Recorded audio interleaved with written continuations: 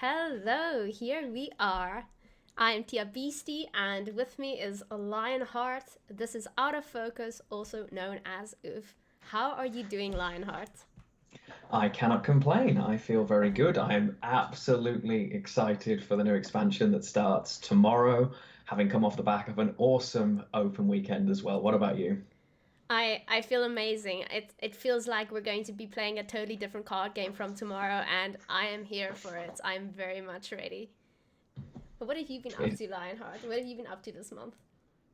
I've played a lot less Gwent, as most of you know. It's because we've had no big balance changes, so the meta's been very different, and there's been a lot of excitement about what's coming rather than what we still had to play with. Um, I started a YouTube channel, completed You did? the final. I did, yes. I finally started one after all the pestering. I finally started a YouTube channel. The original Gwent journey read through from the story is up there, as well as what I think will be the next journey. That's all available on there, and my Final Fantasy VII playthrough, as well as next season. There will be some deck guides going up Oh, with theory crafted decks that prove to be pretty good. ooh. Do you want to give us a peek into what faction will be first? Do you know yet? Well, I guess we can discuss as we go through the factions as to which one I think is going to be the best. We will see. Okay, We will okay. see. What about Um, you? well, I have also been busy with some deck guides. I now have a Scaliger one up. I have a Nilfgaard one up. That's about it. I'm still not sure what we'll be theory crafting today, and I have an idea of what I might implement tomorrow. I want to say next season, but that's tomorrow. So, yeah, I'm very excited about that. I think we'll discuss it as it comes then. It sounds good. There was one other thing that happened this the last month that you Oh, haven't mentioned, what's and this? a huge congratulations on the big purple tick next to your name. You got partnered. What? I barely realized this. Thanks. I will now sip on my transparent fruit juice to celebrate this. Thanks very much. Congratulations. It is well Yeah. deserved. It took months, but yeah, Twitch is very odd when it comes to what they want from a partnership. I know you two have applied twice now, I think, or are you on your third Three time? now, three times. I think I just applied my third time. You, Pretty sure. you're one reply away most likely. Yeah, Twitch has a fourth times the charm sort of requirement they never tell you about. It took me four times, but yes, it Uh, paid off. Next, it's Lionheart, so you guys need to support him. Make sure he reaches those average sweet spots in viewers, and yeah, we'll see a purple tick next to his name very soon, I am sure. And I, I can hope. I can hope. then this weekend we spent together watching the competition, the Open. What did you think of that, Lionheart? That was insane. Let me just quickly put up the qualifier names. There we go. Yeah. The Gwent Open was really good fun. I loved watching this Gwent Open. I actually enjoyed this Gwent Open more than the last one for a couple of Oh, reasons. Mainly, Red Rain. I know he didn't win the tournament overall, but it was his first tournament. He had the entire of America behind him, and just the amount of passion and enthusiasm.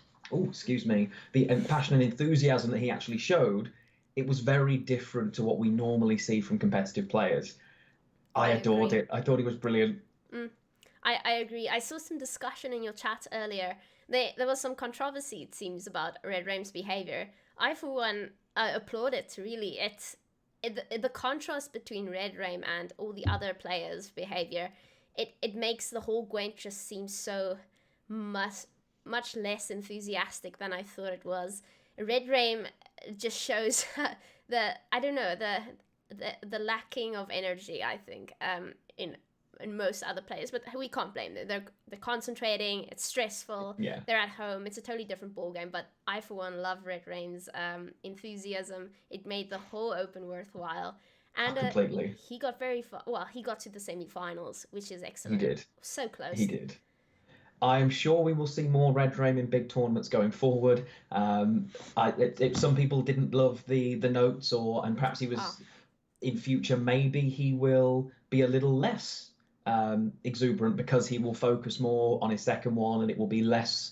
But I think it's who he is as a character. It's why people love him, and he is an incredible player. The fact that he got even to the tournament is amazing.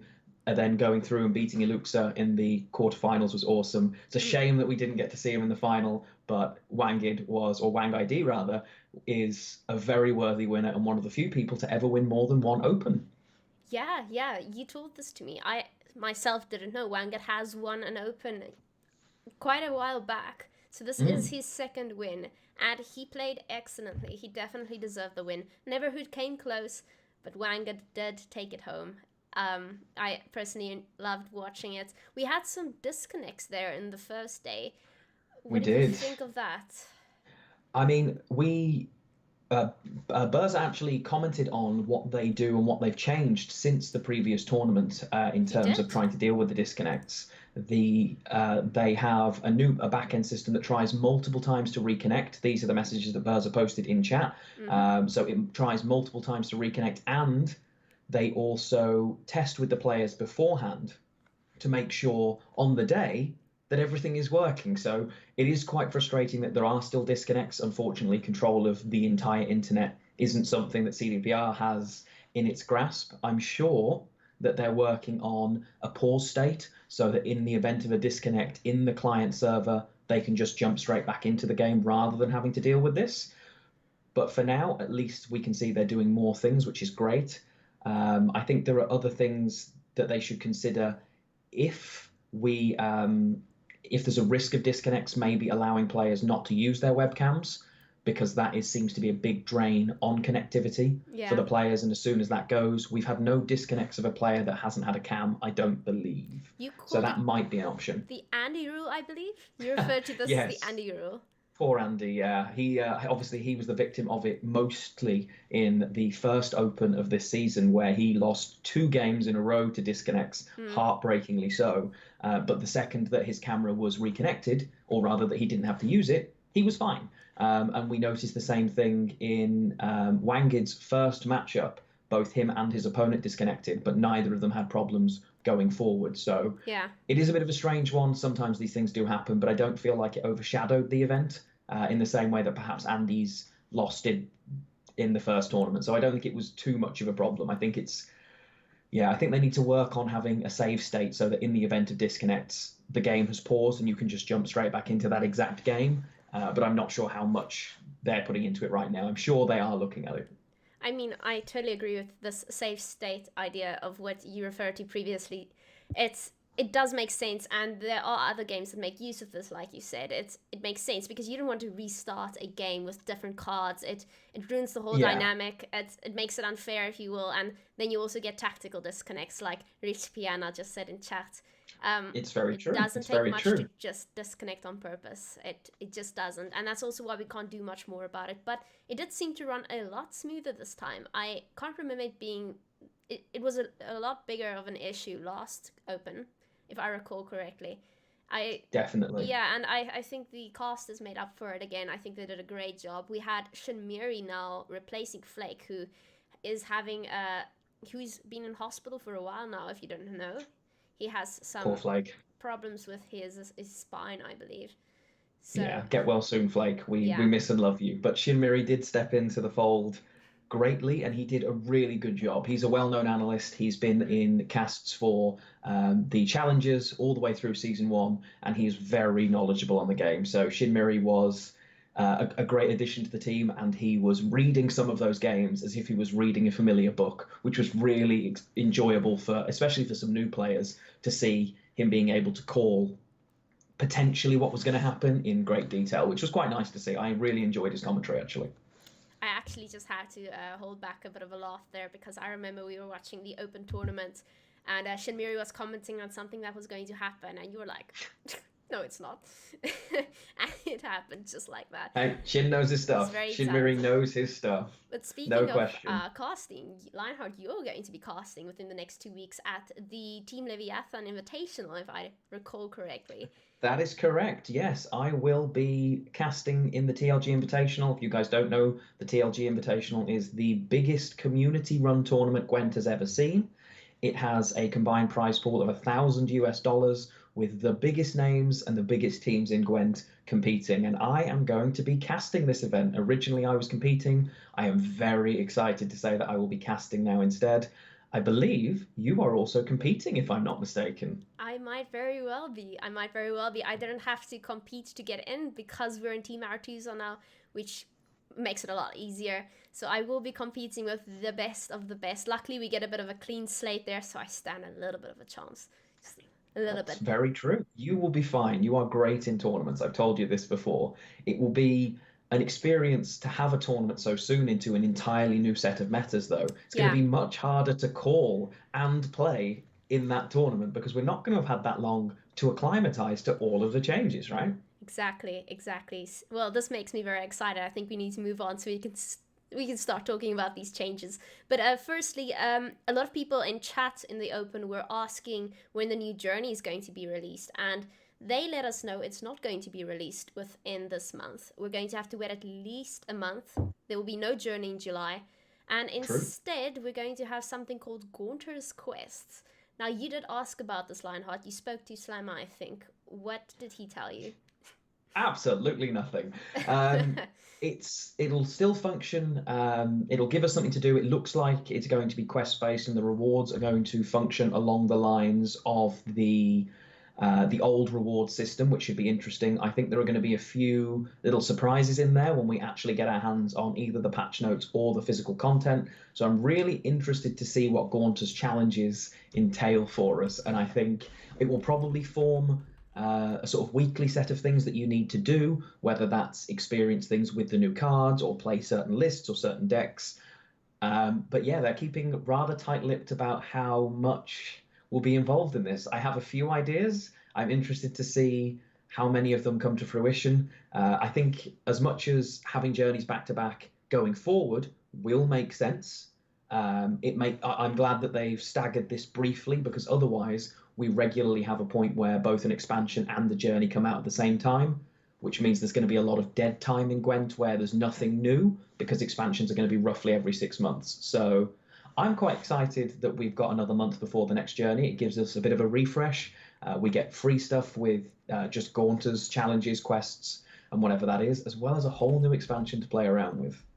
I agree with you 100%. I heard someone actually asking that they postpone the deadlines for this journey so that you can have more days to reach the goal. Someone did like that tweet in particular. It happened to be Berza, so we'll see if that happens. Just I wouldn't be speculating. surprised. I would be very surprised if they don't give a bit of a grace period to finish those quests because there isn't immediately a new journey. Admittedly, the last week's quests aren't that difficult. They've made them very simple, and you have had multiple weeks to finish the other stuff, but I think there might be a grace period over this month. Yeah, I'd be surprised if they don't give a little bit of time.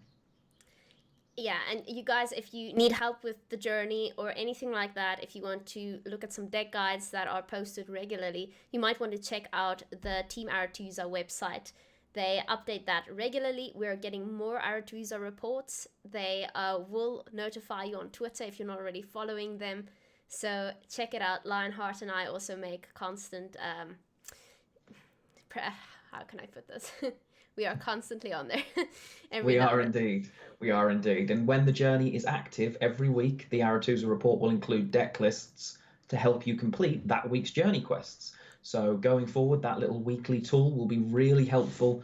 And it's put together by some of the players in Team Aratusa of what are you going to use, and there's a bit of theory crafting involved there with things ideally focused just towards completing those quests. So it's definitely worth checking out. And if you don't already follow Team Aratusa on Twitter, you definitely should.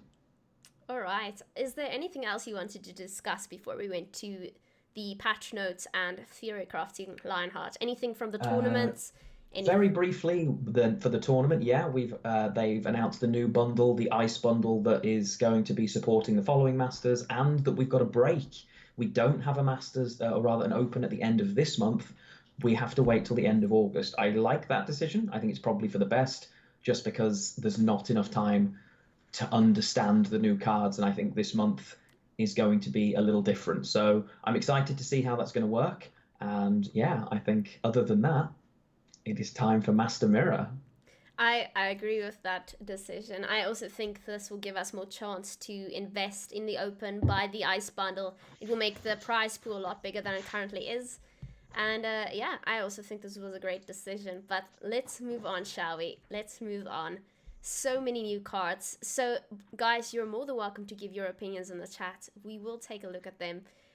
We will not be discussing any of the cards that were discussed in the previous Out of Focus episode, so mostly no neutrals. We've discussed all the neutrals, and now we're going to go to evolving cards, Echo, Devotion, all of that sweet, sweet things. So, here we go. We started with the Nilfgaard evolving card. So I'm going to show you the trailer now, and we'll start by discussing those. Let me tell you the tale of an emperor. No, not that fool Fergus var Emreis, the boar. This one, I believe you remember solely as the Usurper. Introducing the Usurper, an evolving card that gains strength at the start of each round. The card depicts the Usurper's rise from lowly soldier through general, in order finally to become the Emperor of Nilfgaard. The Usurper excels at deploying spies behind enemy lines, and in final form can turn the most stalwart ally into a duplicitous foe. Seditious Aristocrats is one of the many new cards built to synergize with Usurper and flesh out the Nilfgaardian spy archetype. While a soldier at heart, the Usurper and his entourage gladly blur any lines of allegiance to achieve advantage.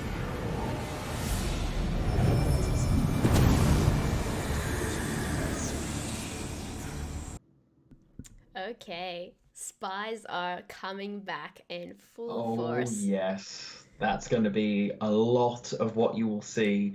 And I think most people have had the most time to theory craft with Nilfgaard. So I think spies, the usurper officer, going all the way through till the final version, I think there's going to be a lot of spies going forward. I mean, this was the first evolution card that they revealed to us. And it was mind-blowing when we first saw it, just the potential to see more spies return. I think there's a lot of happy people.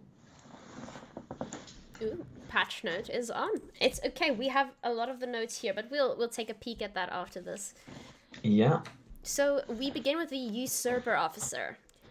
On deploy, you spawn an operative in the opposite row, and then Zeal Order sees all enemy operatives. At the start of the round, one hand or deck transforms. So then we go over to the Usurper General, which is on deploy, spawn an operative in the opposite row, sees all enemy operatives. Then remember, with Devotion, these cards change to the third one, which would be the Emperor. It has Veil. It spawns an operative in each enemy row, and on order sees all operatives. But whenever you play an agent, boost self by 1. So we're going for a long round 3, I see. Now, I think people are going to be playing around these cards at some point or another. The meta will definitely evolve to ensure that players can't reach round 3. I think a lot of abuse will be seen in this meta, but I cannot wait. What do you think, Lionheart? Is this one of the decks you're going to be crafting first? 100%. And one of the benefits that Nilfgaard has is that Devotion is a viable option because it can already do a lot of the things that neutrals do.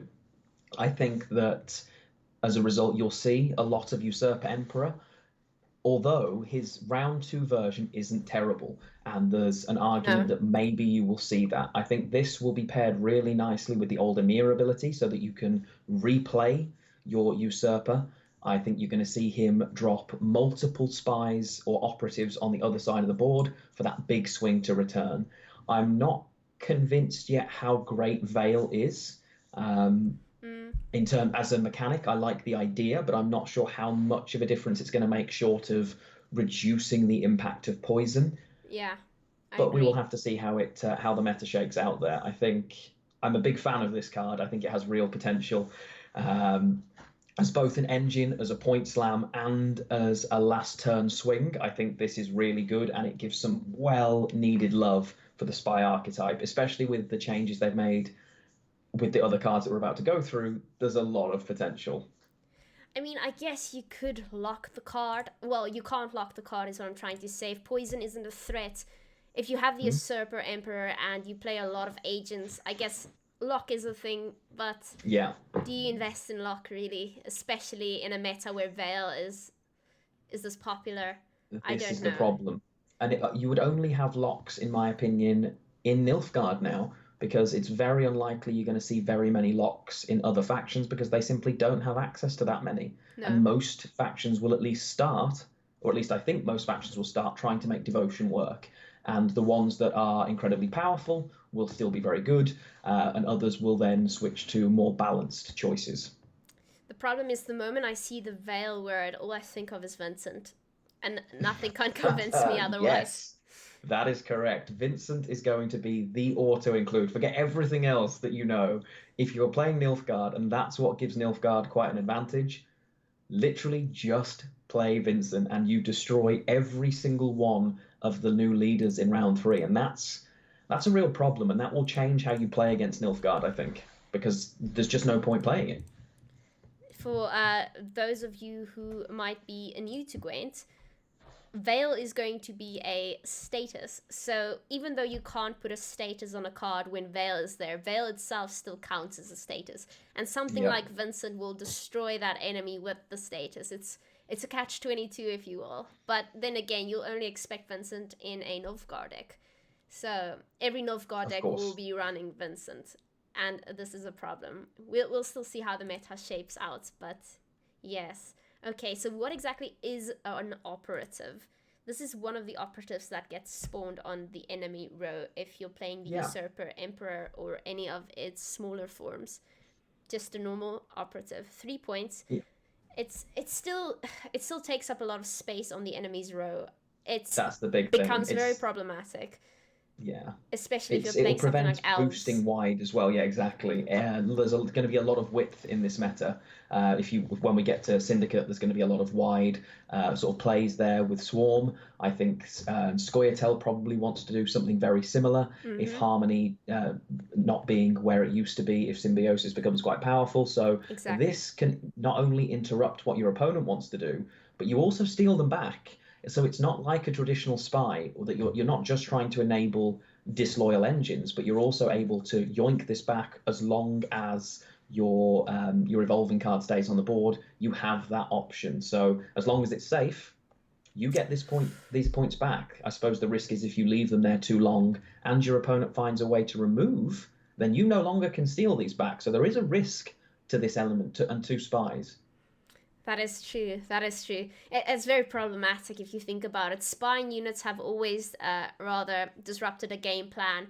If someone was planning to play the Great Oak and a row full of cards, then Amir Roderick or Joachim would normally disrupt that plan completely. Just imagine having those spying units along with operatives. Very problematic. Very True. problematic. I think Consume Very will true. definitely be a helpful faction, a helpful strategy, if you will. Yeah, I think so. I think there will be a lot of people considering whether and how they fit some consume into a monster archetype, maybe.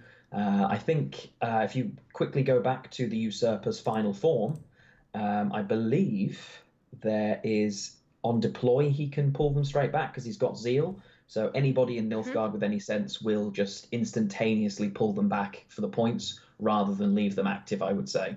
But I wonder. that's something you have to think about. You have to gauge what your opponent has in hand and what kind of list they're playing as to how safe those operatives are. I personally am the toxic type when it comes to Nilfgaard, I've been told. So unfortunately, I would keep them there until my opponent has no more space on the board and has to throw away at least 2 cards. But then It's again, possible. the whole deck would then have to revolve around that, crowding your opponent's board. But then we have our seditious aristocrat. Yeah. So devotion is going to be a big factor in this meta. We've already spoken about this. It will be very easy to spot devotion because the cards that have that as a keyword will instantaneously do what devotion allows it to do, meaning they don't have certain cards like Igni or Bomb Heaver. Correct. I think, like you said, artifacts are going to be running wild this meta, at least in our decks. I think so. I think it'll be very easy, as you've just said, to tell whether or not your opponent is running neutrals very early on, because a lot of the lower provision bronzes all have devotion benefits. There are changes to a few of these cards since they put the artwork out as well, yes, I I know. believe. And this is one of them, I think. This has been changed slightly. But there's going to be a lot of potential in the devotion engines, and this is just one of them that you don't play this in a non-devotion list. So as soon as you see this, you know you're playing against devotion. This synergizes quite nicely with what I expect to be a pretty good archetype. I expect half spies with Masquerade Ball to be really. Oh, has this no longer got devotion? Oh, it 4 seems it power, and has it's changed. this is the one that changed. Okay, so this one is less amazing. So this card had the potential to be really broken in this form. If you think about it, that it boosts self for every spying unit on deploy and then continues to boost. This is probably at 5. That's a little broken. So the change was still welcome, but yeah, I don't. The new version of Seditious Aristocrats, other than to trigger both the ball and also benefit from having spying units on board, I think this is only a maybe include card, and at 5 provisions it probably trades okay as a tag, but I'm not sure you include it. Yes, apparently it's now 4 and no more devotion in this card. So they did change it quite a lot. I wonder if it was just an initial mistake or if they changed it after the fact that people started criticizing it. Who knows? Possibly. Hey, there was quite a few changes early on with a balance that they wanted to change with a few weeks left, realizing how overpowered some of the cards were. Okay then, so we'll go on to Fergus van Emreis. Now, all right, this is going to be really interesting because at 7 for 7, it's a great card. Give an enemy unit spying sounds weird if your devotion give 2 of them, but it switches on multiple engines. Imagine playing this even just in Masquerade Ball. If I'm giving 2 units spying, they count as new tags gained. It will also switch on engines that require boosts for spying units and things like that. There's a potential for this to be pretty good. There's another. I'm sure there's a change to this as well, though. That's insane. By the way, there are so many changes. We've gotten all of these off the official Gwent Discord as they came out. So if any changes have taken place, then just check. We apologize for not having the newest version of it. So they have changed it. So Fergus was ridiculous in that form. He was too much. Now he can give. Oh my God, he's better. So on deploy, he gives an enemy unit spying, but with devotion, he can give any 3 enemy units spying. So they've actually buffed Fergus. So the devotion tag is no longer give adjacent unit spying. It's actually give 3. So it's not only able to go across rows. So this card now potentially trades. If I've got a single Thirsty Dame on board, this is already a flat 10 for 7. Yeah. This is a really nice card in a devotion list and has the aristocrat tag. So on top of that, it also triggers Masquerade Ball. I think you see a lot of Fergus in the new meta, personally. I mean, wow, he's already, he changed now. He's still 7 for 7, even though he doesn't give spying to everyone if you don't have devotion. But 7 for 7 isn't bad. So even if somehow they get rid of your Thirsty Dames beforehand, you don't lose much with him. No, and there are other engines that require spying on the board to continue ticking as well in the new cards. So exactly. I think you see a lot of Fergus. He's definitely in my lists. Let's put it like that. He's definitely in my lists. I think you're right. I might just have to add him to mine too.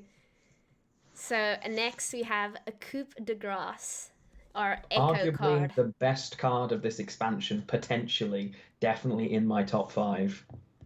Damage an enemy unit by 2. Death Blow, spawn and play a base copy of it. Conspiracy, always trigger the Death Blow ability. This is so scary. This is basically a replayable, because of Echo, version of Hengadiah Sword that is also better and also hits spies. So, if you hit this on your own Roderick or your own Joachim, you play another version of them. So, instant easy thinning. With Conspiracy, you hit Joachim twice. You can have 3 of them continually pulling high-value cards out, and we get to do it again. I am very pleased, though, that this doesn't. That when created from Stefan Skellen, it does get doomed so that you don't end up with this being the most broken thing in the entire world. But this is still one of the best cards I think this expansion is going to bring. Exactly. And again, for those of you who are new, Echo means this card gets placed on top of your deck at the start of a round if it is in the graveyard, meaning you get to use your Echo cards twice. So, not bad. It's some of them are very much like a Royal Decree, you get to use twice, I think in the Square Tail version at least. But yes, they are a must include, in my opinion, in almost every deck. Wow, alright. Oh, definitely. Then our next card is Amnesty. This one, this one's changed in terms of it's now 6 provisions. The idea of running this card at 5 provisions is just insane because it's has the potential to be amazing. People looked at this as a sort of a Northern Realms killer. It depends on how the meta goes. This card is pretty great, even at 6 provisions, especially in a devotion list. It is incredible, and it actually synergizes really nicely with cards like Fergus, because if you hit a spying unit, conspiracy, you boost the unit that you steal. Well, I get to choose what units are and aren't spying now, potentially.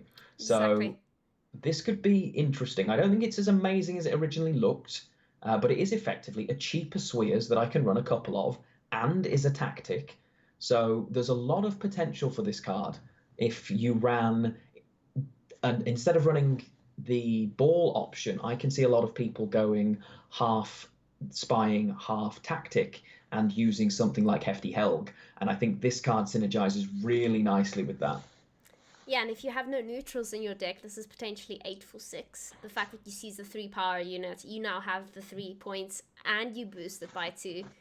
It is a better Swears. It's definitely a better Swears. It's a very good card, and certainly worth running. It's easily tutorable as well. There's a lot of potential with this card. I see Caretaker definitely making a comeback. That will be the thing. Do you run a neutral? Which factions have to trade down on devotion to counter and worry about this? Which faction pulls that trigger first? Which faction doesn't get the value? They're the questions. Exactly. But I can't see Nilfgaard having to worry about non-devotionalists anytime soon because they have access to everything that they could possibly want.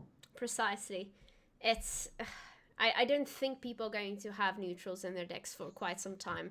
I think we'll only see decks that don't run devotion here within the next 2 weeks of the next season, in my opinion. I think people are first going to see what they can get out of devotion cards. Definitely. And therefore we will all be playing artifacts. No bomb here. Hey, it's safe. If it's safe to play, why wouldn't you? Hey, Heatwave is a neutral too, so... Yeah, again, no Heatwave. Another thing you haven't got to consider, which is quite nice, honestly. It'll be very interesting. I like the way and we won't go into it too much now. We'll go into it when we get to monsters, but the idea of countering things like that and just balancing them without removal based on their provisions to points, I actually really like that idea, but we'll cover that more when we get to monsters. Alrighty then. So our next card is Siegfried of Denizil. So deploy, purify all units. Now. Not bad. Not bad. I quite like this. Is quite the card, isn't it? Remember, Veil counts as a status. So you should be able to purify Veil, in my opinion. You will be able to purify Veil. My only concern with this is, when do you want to use it? It's good against spike, but it's all units. It includes mine. So if I get rid of all of the spying on the other side of the board, my engine disappears. Poison goes all on my side, but it looks like this card works for the entire board. It's not purify all units on this row. It's literally purify all other units. So if I play this, I'm losing a lot of my own synergy here as well. I'm getting rid of all of those wonderful spying tags. I'm getting rid of, admittedly, okay, I'm also getting rid of Defender and Veil, but I'm getting rid of mine too. So this will require some serious 5-head thinking to make this card work. I can see it, but I'm interested to see how and where this ends up being played. You definitely have to consider whether this is better than a mere Caretaker, where you can target a card and target the cards you want every turn. Yeah, you're going to have to make a deck that doesn't rely on statuses at all, if you will. Yeah. It's Which almost too is easy to impossible use this. inside. Yeah, you just can't. Statuses are the backbone of what all of the new archetypes do. So Exactly. this card, I think, is this an? I'm trying to work out. Isn't this neutral as well? It is. This is a neutral card. Oh. So the biggest problem with this is it's because the artwork initially when it was released had the black number, so it's gone in with Nilfgaard. This was one of the new neutrals. The problem with this card is this makes the meta massive. This goes everywhere to counteract spying. This one is the first card you probably include when you're having to when you sort of give up on devotion. There's so much potential for this, even against Syndicate, because you can purify all units by not targeting, which means you're purifying immunity too. So this one could be Oh, interesting. that is a But yeah, this one problem. snuck in. It did sneak in. But he's a good Who's card. to He has blame? potential. Both. We'll call that 50-50. No, it's my fault. Anyway, okay, so this is a neutral which you can include in any deck, but then again, you can't use devotion if that's the case. So Yeah. again, we have to have a very problematic meta, for people to include this in a deck, in my This opinion. does make it into one of my lists on day one for one of my Oh, factions. This is going into one faction on day one where I'm not going to rely on devotion. So we'll see if it's any good, or I will see if it's any good, I guess. we shall, we shall. So the next card is the Mage Infiltrator. Disloyal. That is a keyword I have not yet seen. Disloyal's a bit of a strange one because it's just a different way of explaining spying. One of them is the status, one of them is the mechanical ability for the game. So it's a disloyal unit, and it damages adjacent units. So it's basically, it is a spy, it's similar to spying, it's just a different way that the game Is going to tag it. understands it. So it Yeah. doesn't actually have the spying status, but it is played on the other side of the board, is I think how that works. This could be really good against, well, goodbye best bronze in the game. Bye-bye Draga Lava. As soon as I play that card between them, they're dead. The best bronze in the game being absolutely destroyed by a single card. It's finally happening.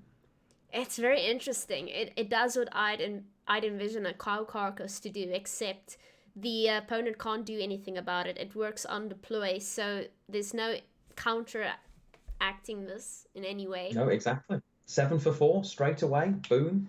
Very nice. This also, Azar Javed, goodbye, no problem. I can counter Azar Javed now with a 4-point bronze. So if I'm Syndicate and I'm running Defender, I am never ever tributing against Nilfgaard because I'm just giving them free value.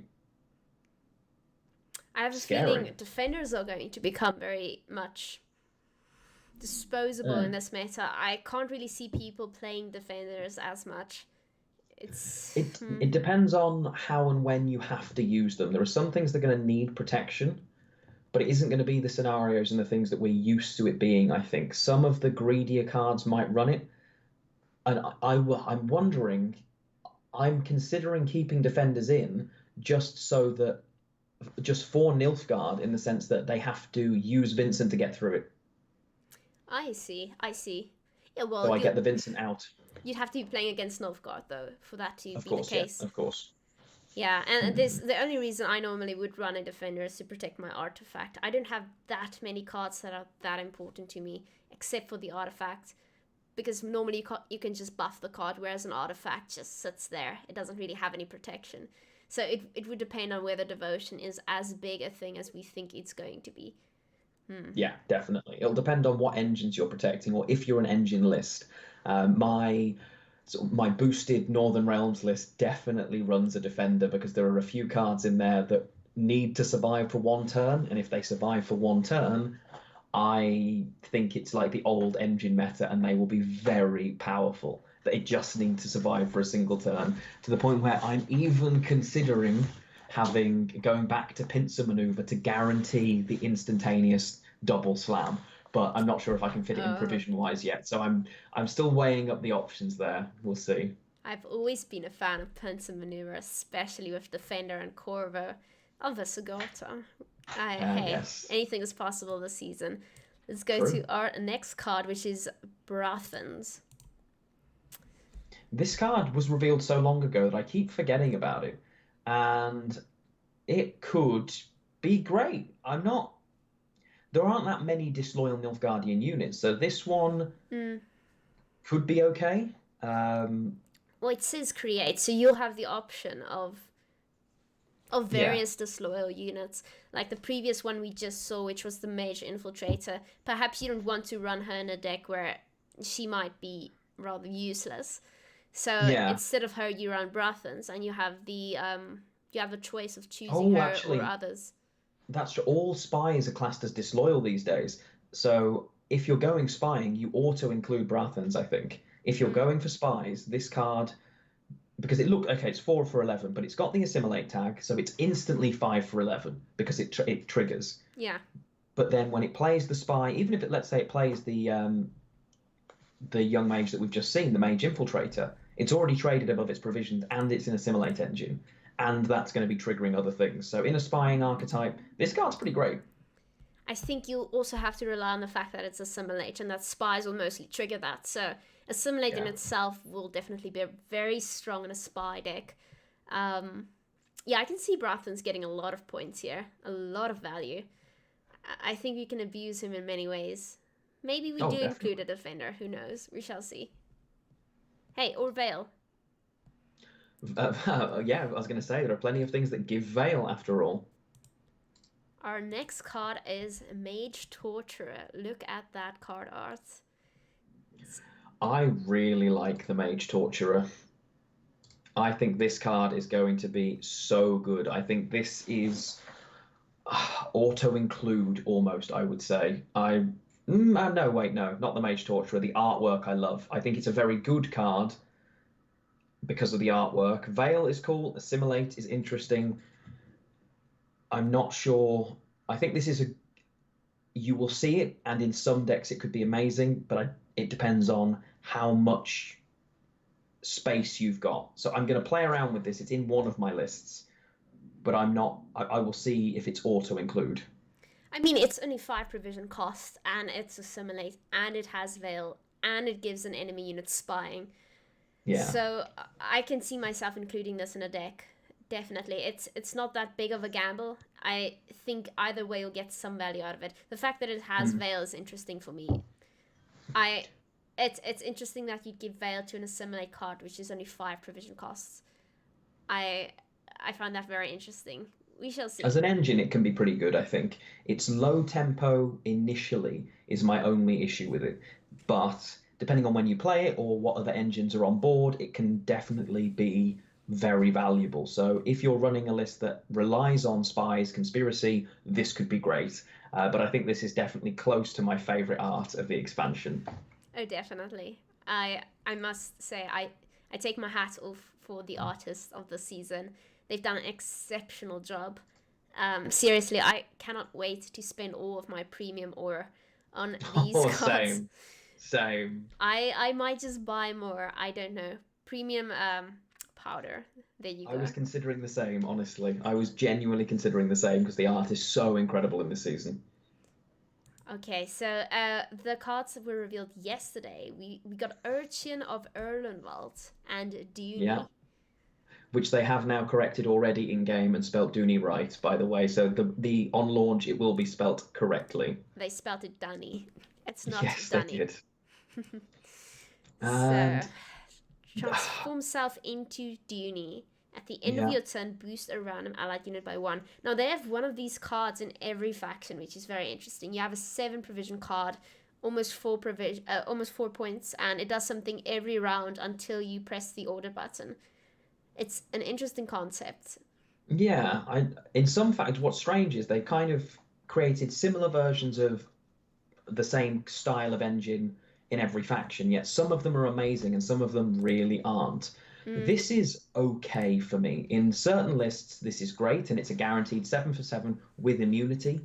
Higher if you feel confident that it will stick and you know your opponent can't remove it. It will trade for above that. I think this gets played a lot initially because people like the idea of it, and I think in some lists this will be a really good card. but I certainly wouldn't class this as auto-include in every Nilfgaard list. I think it's good, and I think it will trade for good value. Anything that trades at least even isn't bad. I'm not as swayed by this card as I want it to be. When I first looked at it, I was really excited by this, but the more I think about it, the more I think it's okay. I agree with you. I don't know. We'd first have to figure out what we're trying to do with the deck before we want something that boosts an allied unit by one. A random allied unit, if you will. So if poison does somehow exist in this meta, I wouldn't want that to happen to any of my cards. I'd rather take points away from the enemy, like the Skellige one does. I wouldn't. It is a strange card design. The random boost is a bit of a. It just feels strange that that's the choice of its ping, if that makes sense. It's still great. I'm not going to turn down free pings, but I don't know. I'm not sure how convinced I am with that card yet. We'll see. We will see. Only time will tell. Yeah, when I see these cards, I often weigh the choices I'll have to make here by just using it immediately or gambling my time away and allowing it to stay on the board, hoping it will survive. It has to be worth it, because if they just get rid of... this is a 5-point card. If I leave it on the board... There's plenty of 5-point removal in the game. Against Scoia'tael, you can't play it because it instantaneously gets rebuked. If I'm playing against Nilfgaard, it's going to die to an Assassinate, potentially. Or if I'm playing against... There's so many options for 5+ point removal that I'm not sure how many of them you can trust, unless they're hidden behind other things, to actually function as the engine intends. That's my only worry about them. The Patience idea is great, but it requires... I think they're going to trade under rather than equal a lot, unless you get a really good read on your opponent's hand. And early on in the expansion, when nobody knows what anybody's doing, I don't think they ever trade up. I think later, once a meta stabilizes, these engines get better. I agree. I mean, if this was in a Northern Realms deck, I can see myself playing this, seeing that I want as many boosted units as I possibly can have. And the fact that it's random kind of balances it out.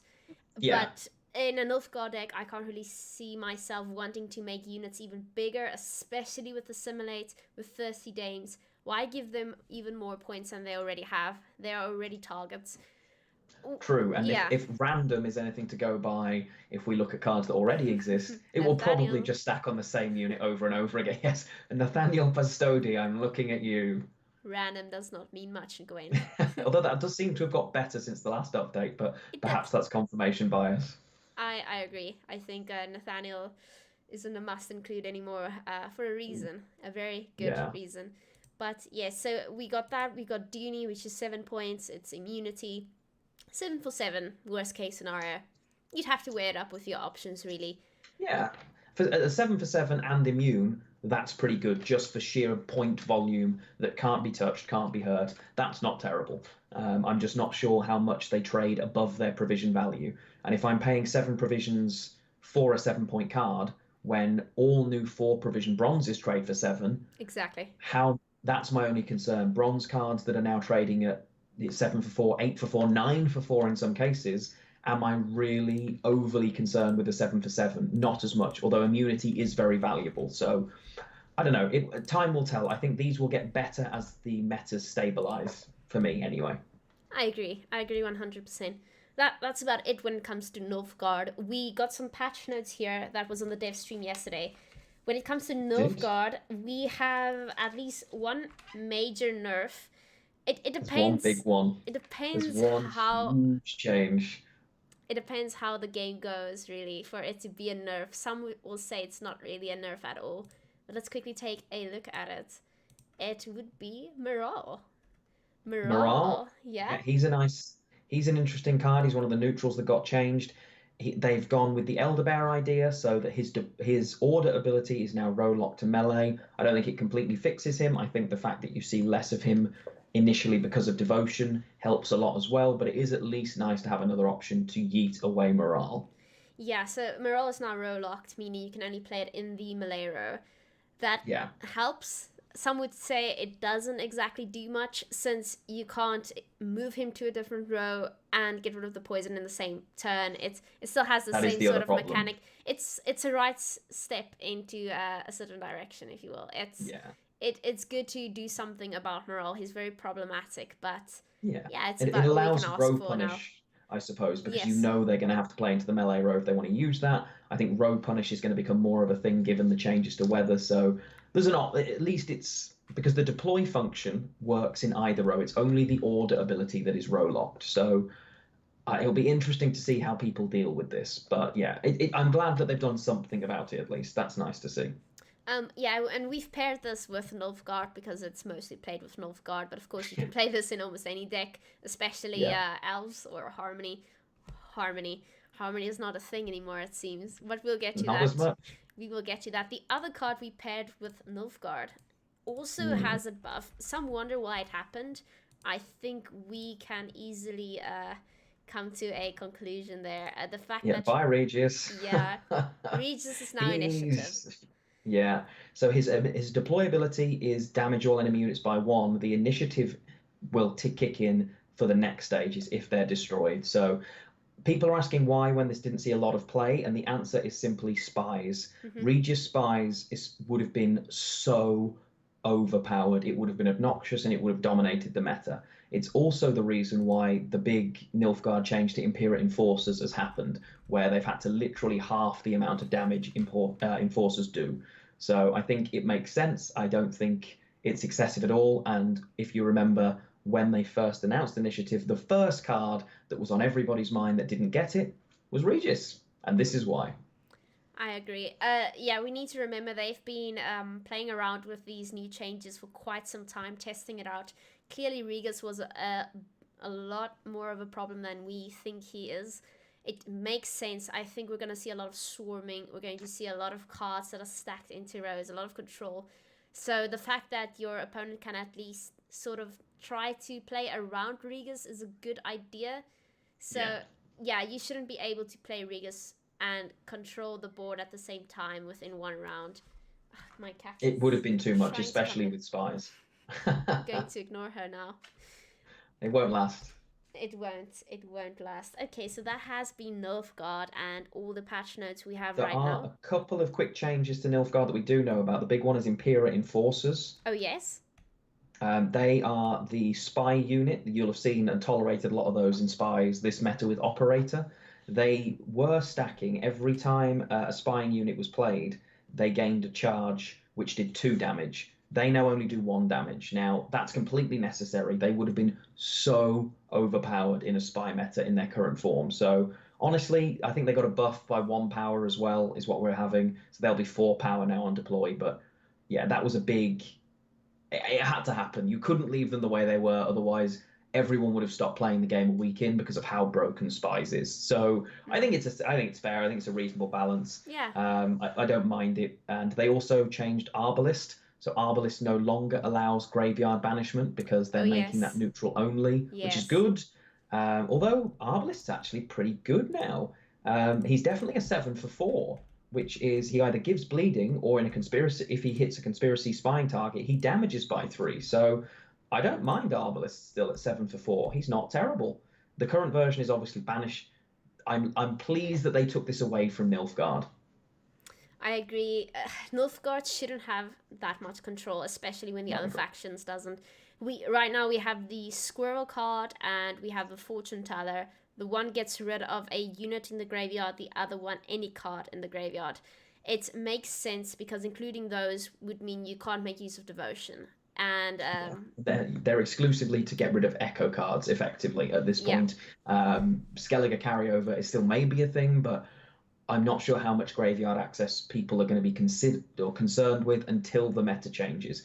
The first couple of weeks you don't see those cards played, and then they start to turn up when people realize that one particular list is strong with pure devotion or stronger. We then see the other lists use neutrals to counter that quite quickly, I think. And do you have any other patch notes for Nilfgaard? Rainfarn as well. He had, I think he's 1 less provision. He damages an enemy unit by 2, and there is an on conspiracy. It's another 2. So Rainfarn's a pretty nice nerf. Synergizes with spies again. Not sure how much. I mean, he probably gets played, but he isn't in my initial list because I'm going for a more hybrid list. But yeah, that's all that we know for now, I think. All right. I'm sure there are more patch notes when it comes to the other factions. Let's see. There are, yeah. All right, so we're done with Nilfgaard now. Very interesting. I'm sure it's going to be seeing a lot of play. Might be nerfed Yes. in a month or two. Who knows? But for now, We'll see. we will continue to play it. Our next faction is Syndicate. So Yeah. I'm going to show you the Syndicate trailer. Have you heard tell of the lad who played with toy soldiers, then went on to lead a noble order in its crusade against the dark that envelops the world? Upon closer inspection, oh, what lovely surprises await. Introducing Jacques de Aldersberg, an evolving card that gets stronger at the start of each round. The card depicts Jacques' journey from childhood to adulthood to finally becoming Grand Master of the Order of the Flaming Rose. De Aldersberg excels at rallying fire-sworn fanatics, and in his final form lets you capitalize every time you play a card from the fire-sworn category. Cleric of the Flaming Rose is one of many new cards created to synergize with Jacques and flesh out the Syndicate's fire-sworn swarm archetype. While the Order of the Flaming Rose was founded with noble intentions, their shady dealings in Fistek make them a powerful new ally for the Syndicate.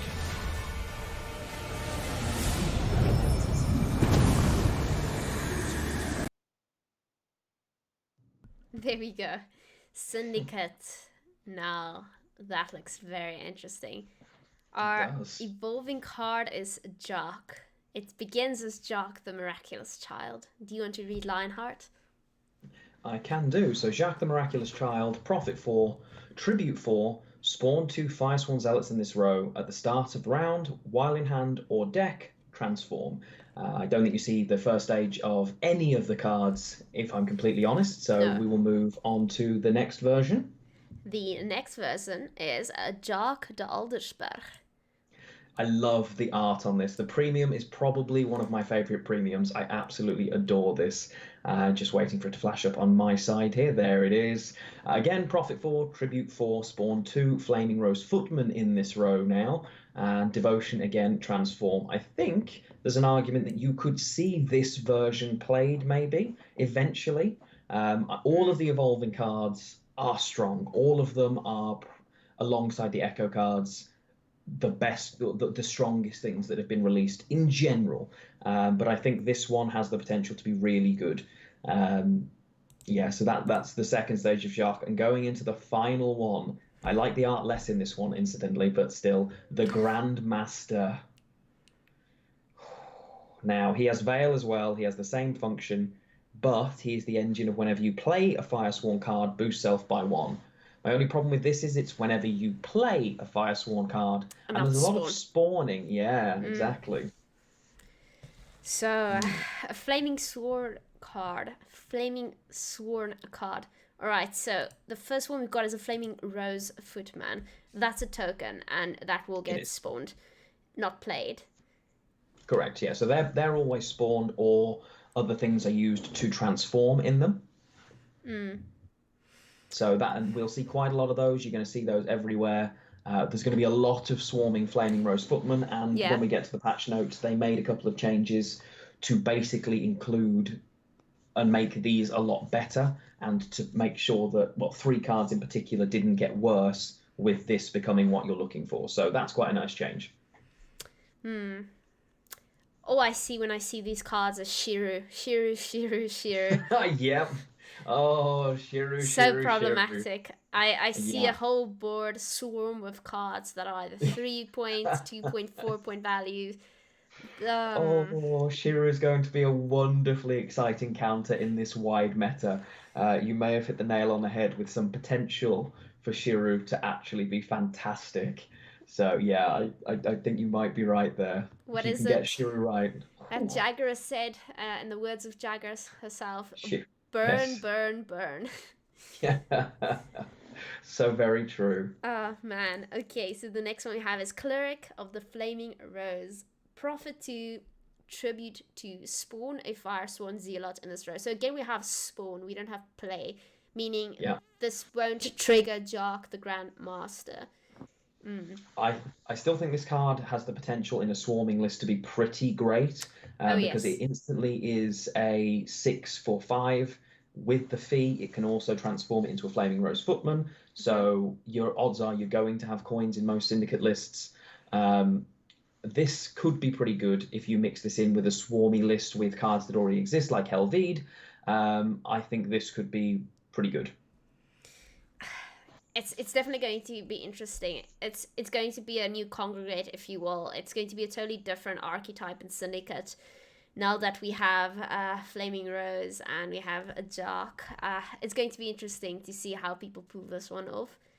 But Definitely, yeah. yeah, our next card is Smuggle, Profit 3. Again, we have Spawn. I think this card sucks. If I'm honest, I don't like this card at all.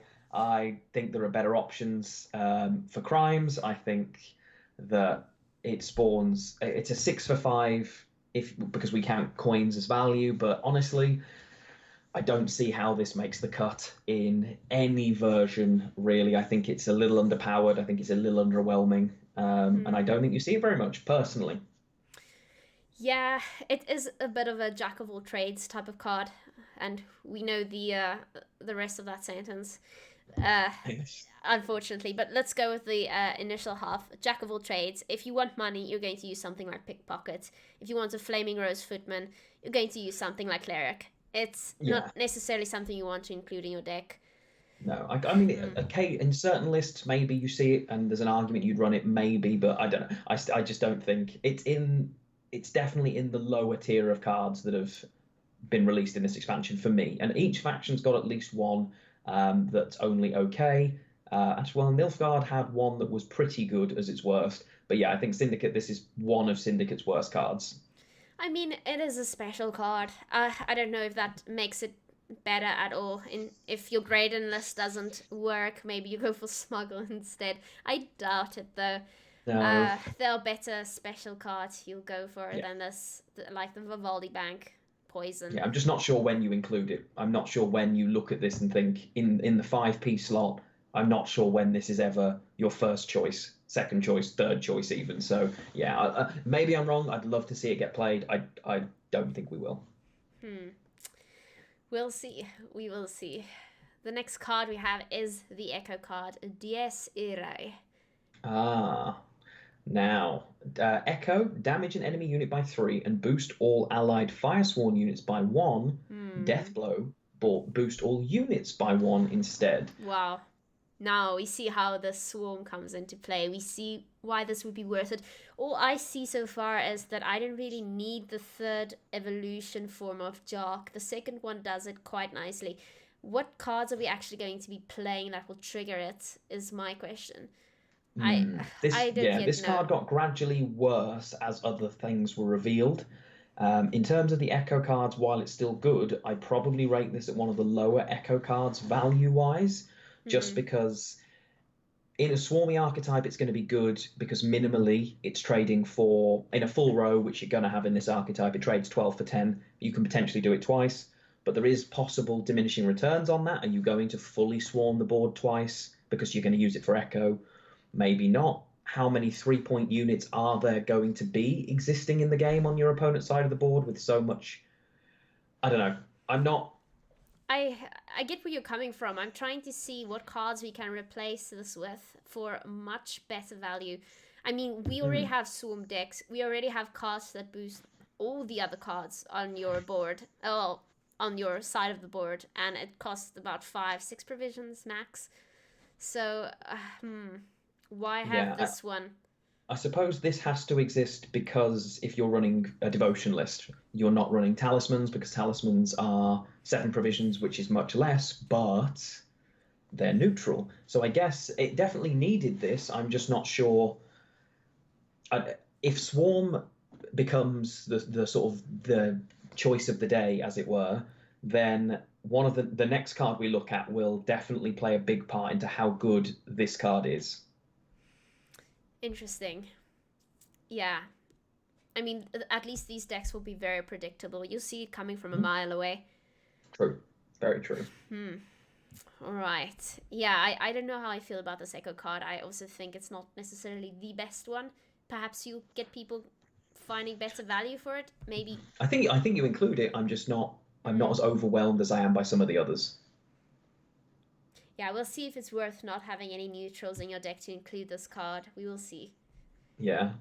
Okay, our next card is Fallen Knight. Now this has potential. Oh no, wait, different card. Never mind, ignore that. No potential, guys. You heard it here. First and foremost. It's still good. It's still a great card. Veil intimidates. Whenever you spawn a unit, boosts out by 1 for each unit spawned. Now, this is where the spawn keyword is actually getting something. Now, I still see myself playing Jark in its second form if need be, adding Fallen Knight, and then getting value for all the cards spawned. And we have the Cleric. The Cleric will go hand in hand with this card. Yeah, I think this card is so good. It's not bad. I can see this being maybe nerfed in the near future, making him at least 7 provisions. It depends how good he gets. I don't know. That's the thing. He's so powerful. He's Veil, it makes it hard to remove him. He's an Intimidate engine, so whenever you play Crimes as well, you end up having a problem because he continues to boost on top of that, and he boosts when the units are spawned. And these cards could be absolutely obscene, bearing in mind you can only remove them with old school tool removal. You can't poison this unless you purify it first. So there's going to be, I think this does auto-include into my, this goes straight into my Syndicate list. I agree with you. Yeah, if all the cards have Veil, you'd have to purify the entire board to get rid of them. You can't use Vincent on everything. So, Very true, exactly. And are you going to trade your Vincent on this when you could use it on something else? Exactly. Who knows? And there's 2 of them. It's a bronze card. I think these are going to be really nice because when you look at other cards that exist, as Bastard just said, literally Congregation, the changes to Congregation, I'll cover it now quickly. Congregation at the moment is a bit annoying because it spawns 2 units in the row, and if you've got no coins, it spawns 3. They've changed that so that if there is a Firesworn unit in the row, it spawns 3. Well, that spawns 3 units instantly. So if you play this, it instantaneously boosts that by 3. That's crazy. That's so good. 1 single card, and Intimidate boosts it by a 4th because it's a crime card. So all of a sudden, you're playing Congregations for 10 points just because 1 of these exists. Imagine if 2 of them do. Engine-wise, that's insane in in a crime list. I'm really excited for crime. Don't quote me on that. Syndicate crimes, I have some excitement for. Let's see how they do. Man, okay, so Congregation is definitely making a comeback. Well, not that it went anywhere, but it's going to be a lot stronger, I think. Oh, definitely. Alright, Mutant's Maker. Deploy. Destroy an allied unit, then gain 3 coins. Devotion. Gain 3 coins instead. That seems like a bit of a typo. Yes, it is a typo. The actual card for Mutant Maker, have they fixed it yet? Let me just check. Not Lonely Champion. So... Oh, it's a case of you don't need to destroy the unit. So it's not a typo, no. It's just a case of you deploy it and he plays for 4. If you've got Devotion, you don't have to destroy an allied unit. So you're not going to play it in non-Devotion lists anyway. For me, it's at best meh. You might play it in some lists, but other than that, yeah, no. It's a 4-point unit. It's okay. It's okay. I mean, I see many ways to gain coins here, and you get value out of it. It's a bit like the other card we discussed earlier. It's a best of both worlds, but not really specializing in any of those. It's more of just something you add in your deck, not really a must include. That's about right. Don't know. I don't know how much, but I don't think it sees a lot of play. It is a 7 for 4 with spenders, but it's a bit too situational for me. It has to go into a devotion list, and I don't think the devotion lists that Syndicate will run are going to rely on a card like this personally. Could be wrong. We'll see. Yeah, let's just say I'm not going to get rid of all neutrals in my deck to include this card alone. No, very true. In our list of cards, by the way, 3 of the ones that on my list are in, that we've put for some reason in Skellige are actually in Syndicate. So um, once you finished Ulrich, they're quite close in the list, so we'll skip to them. Okay, that's more than fine. Okay, Ulrich, deploy. This is an amazing card. Spawn and play a base copy of a Bronze Firesworn unit from your hand. Devotion, boost it by 2. This card, it's basically a Dahlia, but better, and then again, and then again. It's a Dahlia that is an engine that has devotion benefits and has synergy with Firesworn. This card is just obscene. So good. And the fact that they say spawn and play, meaning you trigger spawn and you trigger Yeah. play, you're going to get some value So out of good. Dark, you're going to get some value out of the Fallen Oh. Knight. It's not bad, Just not bad. terrifying how good this card is. This is one of the best just normal cards in the whole expansion for me. Discount the evolution cards, discount the echo cards. This is one of the best cards for me that exists. I must say, I will definitely be including this in any deck that features Congregation from here on out. Oh yeah, definitely. There's a room for this in almost every archetype. That's the scary thing. If you're playing Firesworn, you're running this card. It's an auto include. It's probably the first thing you put into a Firesworn deck at this point, which is kind of scary. It's that good for me.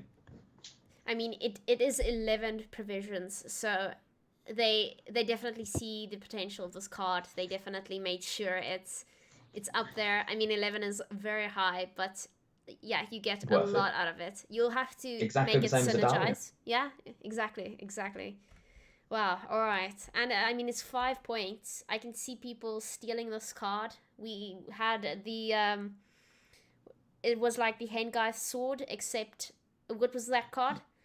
Amnesty could steal this at 3, but it is an Intimidate engine as well, remember? So it continues to boost itself pretty quickly, but it will only boost on your side of the board, and it will already have done what it needs to do once it's been played.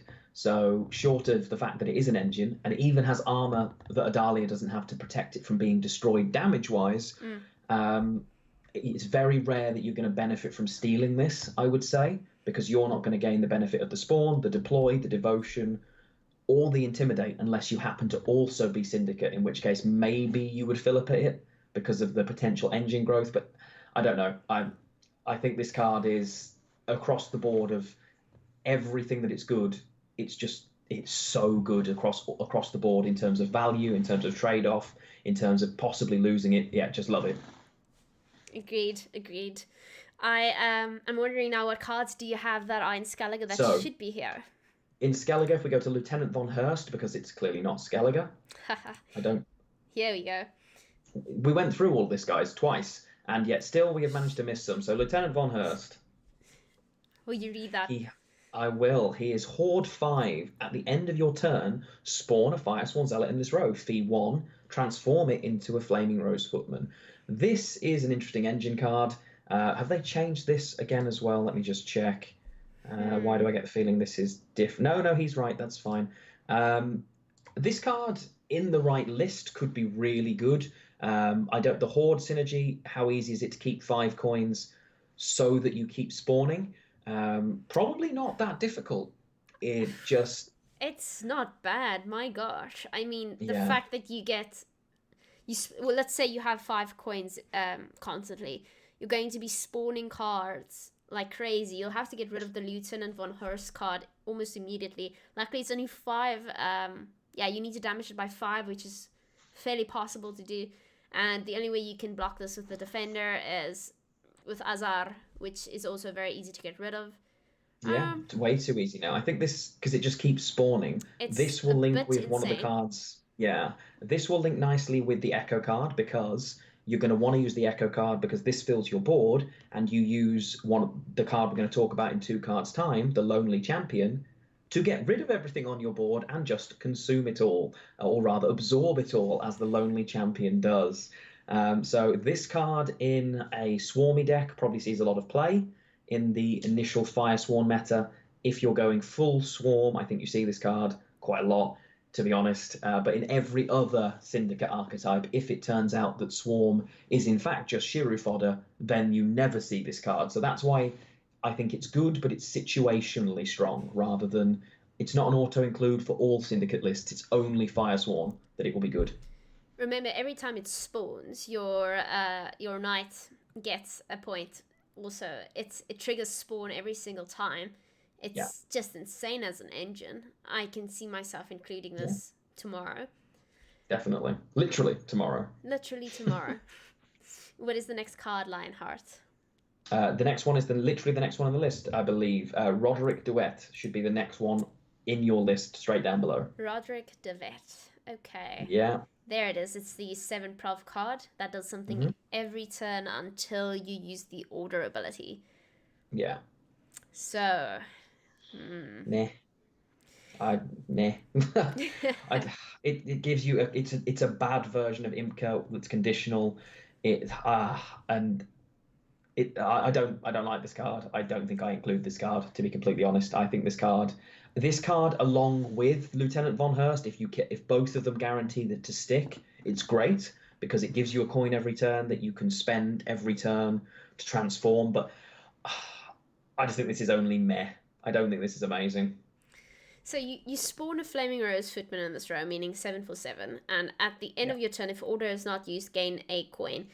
Yeah, I mean, it has Veil, so not that does much. You only need 5 damage to get rid of it. Yeah, and its order ability is melee locked as well. So if I play it in the front row and I think, you know what, I'm going to risk it, and it gets moved, then it's dead. If I don't think again at 7 this makes it into my list personally. I'm sure there is an argument that it will at 7 for 7 it's okay, but again I go back to multiple bronze cards at 4 provisions or 5 provisions are going to be trading at 6, 7, 8, and 9. So for less provisions, I can get more points with the synergy that that it would need. I don't know. I don't like this card. I think it's underpowered for what it does. I mean, if you're going to use them for the coins, you can just as well get a taxpayer, right? It costs less in terms of provisions. It does the same thing. Yeah. Yeah, and it's just as removable and just as row-locked. So yeah, that's the thing. I don't know. I don't like this card. I barely even saw that. Like melee. It's alright. I guess the passive ability will carry on if you move it because the passive ability isn't row-locked. It's only the actual order that is row-locked. But yeah. I just don't think this card's good enough to include for me. It's a bit disappointing. Disappointing. You heard it here first, folks. What is the third card, Lionheart? It's Lonely Champion, the next one on your list. Now this, initially when I saw this card, I was terrified of this card. But the more I think about it, the less amazing it is. But it's a 4 for 4 with immunity. Now you use this because if you've overswarmed, you literally play this card and it just takes everything. And there are cards that can create. You can use. You could literally have this card and pair it off with. What was the card we just saw? You pair it off with Ulrich. That could work really nicely because it's Firesworn.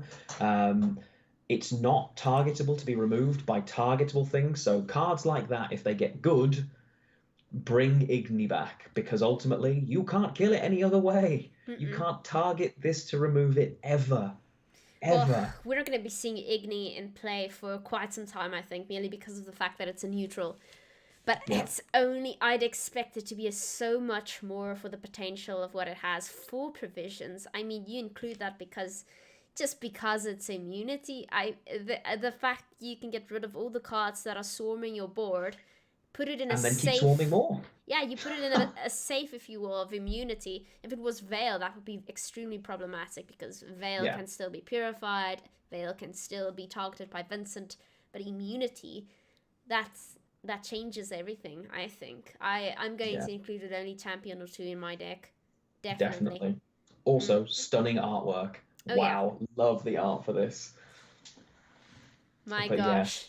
All right. So that does cover everything in Syndicate except for a couple of quick patch note changes. One I've already covered, which is Congregation, and the other 2 all synergize and make existing cards more functional with Firesworn. So Procession of Penance is the 12 for 6, and the way that works currently is deploys, and it does 2 damage less to itself for every Firesworn token on the board. It will now include the new Flaming Rose. So it's nice and easy, makes sense, makes the card still playable. And the other is Sacred Flame, which is the swarm, the artifact that it will create 2 tokens on either side of them, boost them by 1, and it used to, every time you played a card, it would spawn another and boost that by 1 whenever it saw one. Instead now, the order ability, it boosts the whole row.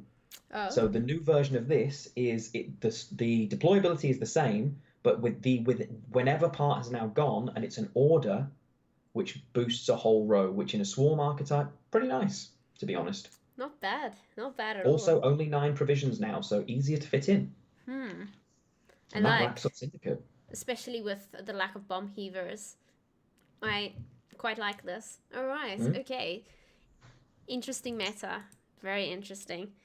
So, to our next faction then. That would be Skellige. For Skellige's glory. Oh, I am very excited. Let's go to the trailer then.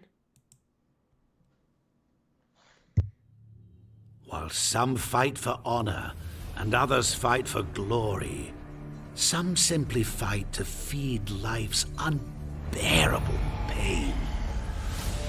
Introducing Harold on Crate, an evolving card that gets stronger at the start of each round.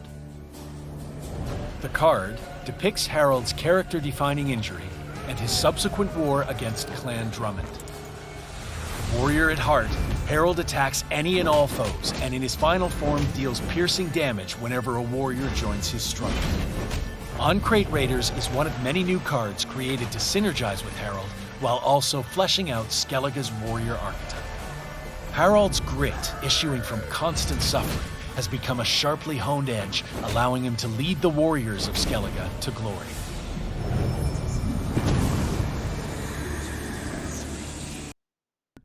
Alright, now before we start with this one, guys, I forgot to mention we are doing another giveaway. If you're following our Twitter channel, then you can say !ticket in chat. At the end of this episode, we will be drawing a winner and giving away a copy of The Witcher 2. So if you're already following, just say !ticket. If you're not, maybe quickly give us a follow. And you can enter every single stream for every giveaway we do and keep up to date, which is awesome in itself, isn't it? Could be worse. Skellige time. I'm very excited about this one. Extremely excited. The only problem is with this current meta and I don't know, things like the squirrel and the fortune teller coming into play. I don't see great swords or dagger being played in the way we normally do. Not with the leader ability in which you can draw something from the graveyard. I think this will become problematic and will change quite a few things. But anyway, let's go to our evolving card, Harold on Crate. So, Harold on Crate. On deploy, play a bronze warrior from your graveyard and damage it by 2. At the start of round, while in hand or deck, transform. Now, can I just say I love that card art? I think he's lying next to a bear. It is pretty cool. I like it very much. The next form of Harold is Harold the Warmonger. So on deploy, play a bronze warrior from your graveyard. And this time we don't damage it. So that's better. Definitely better. So if you don't have any neutrals in deck, then this will transform to the third card in the third round, which is Harold the Cripple. It has Veil like all the others.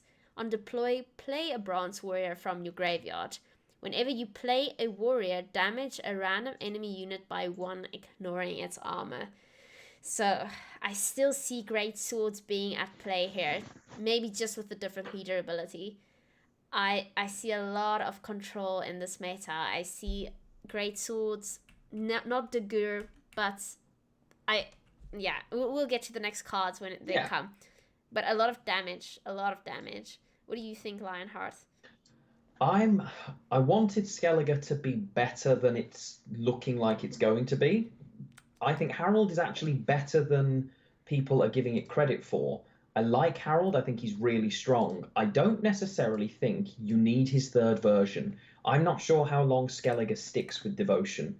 The fact that there's no tutor for raid cards, I think, is going to hurt. They've also added the raid a bit, the category raid to Champion's Charge, Primal Savagery, Gutting Slash, Trophy Catch, and Stunning Blow, but given us no way to tutor these cards out. So I think I'm not sure how long Skellige sticks with devotion initially, but I love this card, and I think even if you end up with just Warmonger, I think this card trays well over its power. They also did make a little change to the On-Crate Warrior as well, making him better on deploy so that he's worth playing as a target to pull back for Harold. So there's potential here. I think Harold's going to be really strong. I just don't know how long he lasts for his third version. I guess time will tell and the meta will tell. But if you can get the third version of him to stick in a long round 3, good God, he is insane. I just see myself playing Skellige the way I'd normally play it, which is win round 1, drive past round 2. You have a guaranteed long round with Harold the Cripple. You play him at start. You get a defender up. You get your great swords in there. It's so exciting. I can't wait to craft It could this be one. really good. It could be really good. And to answer the question in chat, yes, the uncensored version is the one that will exist in the game in almost all of the world, yes. So, yes, that is the censored version of the card that was used for release in some public places, but you will see the carrying the severed head version within game. Do not worry. Ho, I did not know of this. Even better. So, the first card in Skellige is the Uncrate Raiders. Now, Yeah. we see Veteran there. Do you want to explain to our viewers what Veteran is for those who have I forgotten? love that Veteran's back. So every round, this card's base power improves. So in round 1, this card plays at 4 base power. In round 2, it plays at 5. Round 3, it plays at 6, and it's 5 provisions. So the longer you hold off on playing this card, the better it is. You could also potentially argue that it's the kind of card that you can afford to play earlier on because it can be revived and brought back with its warrior tag and be stronger, because I believe Veteran continues to acclimatize. No, it continues to tick while in the graveyard, so it's not bad. Accumulate, yeah. And this card is, with its order, is pretty good. Bloodthirst, which I think you're going to have a lot within Skellige. This is a really good card. If you play this in round 3, it comes out at a 6 for 5.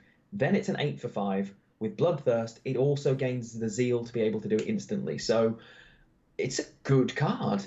It is, and again, just more incentive to play everything round 3. Again, win round 1, get to round 3, all your cards are great.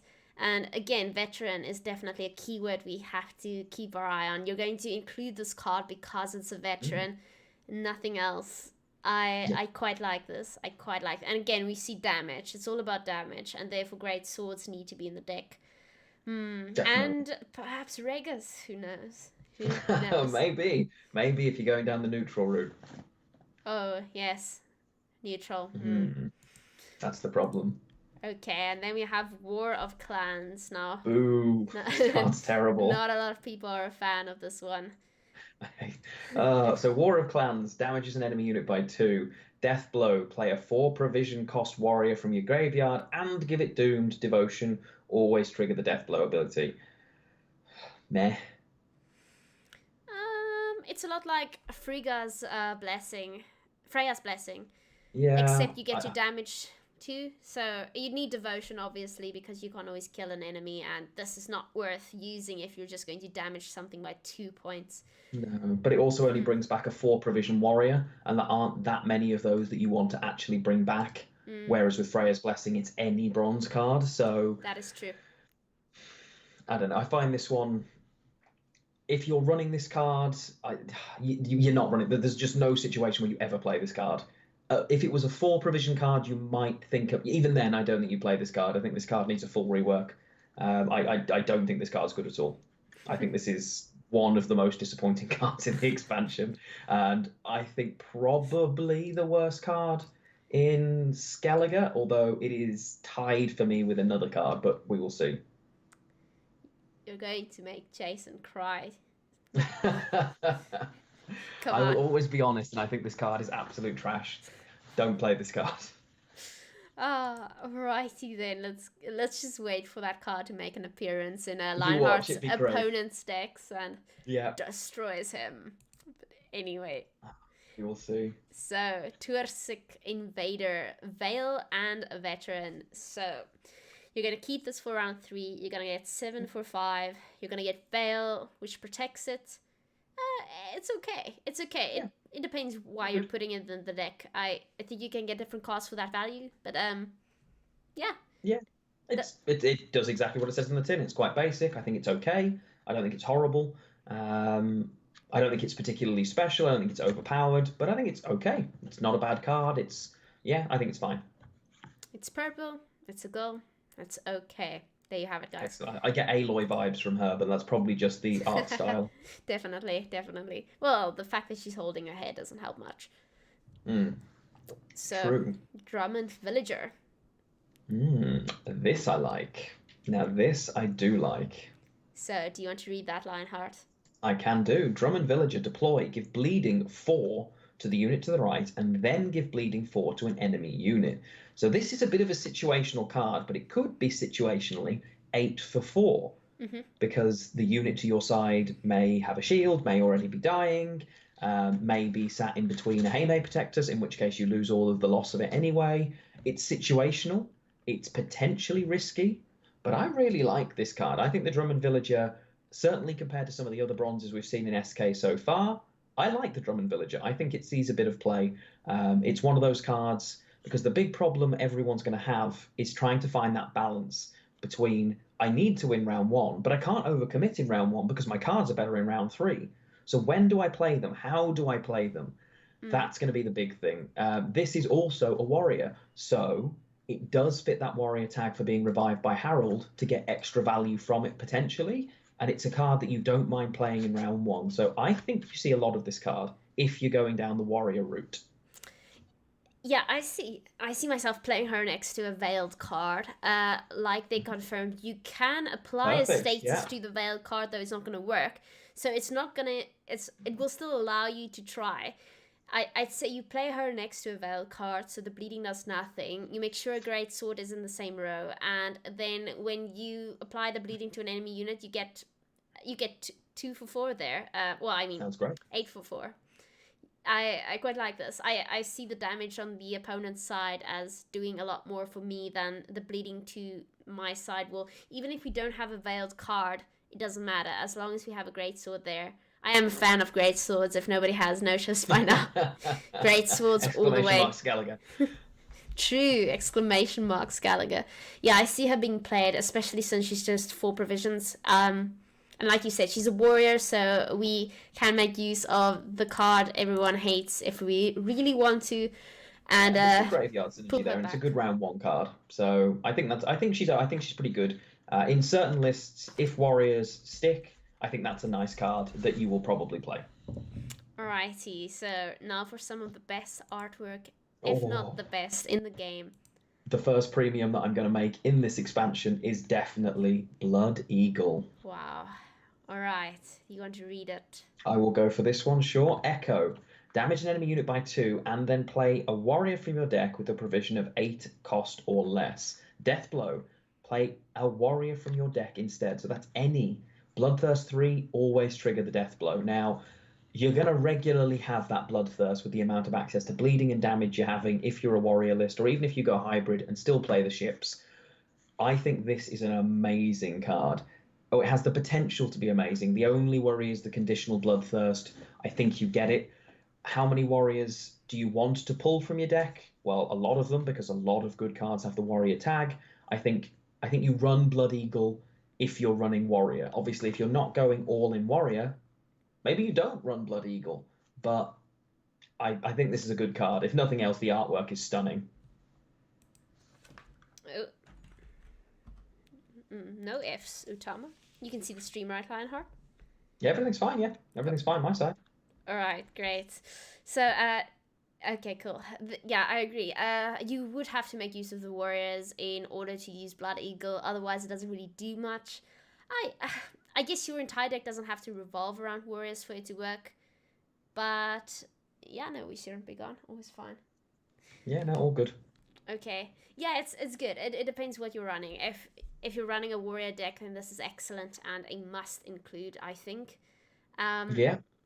yeah, I don't know if I'll be premiuming it anytime soon. Might give me some nightmares, but hey, you're welcome to. This probably takes over or at least draws par for worst or most disgusting premium in the game with Parasite. It will be interesting to see which one is creepier. I mean, at least you'll have some psychological warfare there when playing against your opponent, having that True. premiumed. All right. So we've got the Blood Eagle, and next we've got Lieutenant. No, that No, is so you're going now to the Hjerke Drummond. the Kerk. This is my favorite one. Veil, Zeal, Order, Melee. Split 3 damage randomly between enemy units on a row. And at the end of your turn, if Order is not used, damage a random enemy unit by 1. Again, this is going to become one of my favorite decks. I'm going to include it. I don't know if Dagur is going to be in it, especially since it's too easy to banish a card from the graveyard. It depends, but man, this is just excellent. Even if we don't get the order ability out, keep it there for now. I think this is excellent. I genuinely think this is a great card, and I like the art very much. I like the little Malay ships in the background, especially attention to detail. It's great. What do you think, Lionheart? I love the art. I hate the card. I absolutely hate this card. We disagree on this one. I really 7 prov cards. I know I don't hate all of them. I think I So really far. don't like this one. The randomness of it worries me. If it was target 3 units or target and do 3 damage, I wouldn't mind it.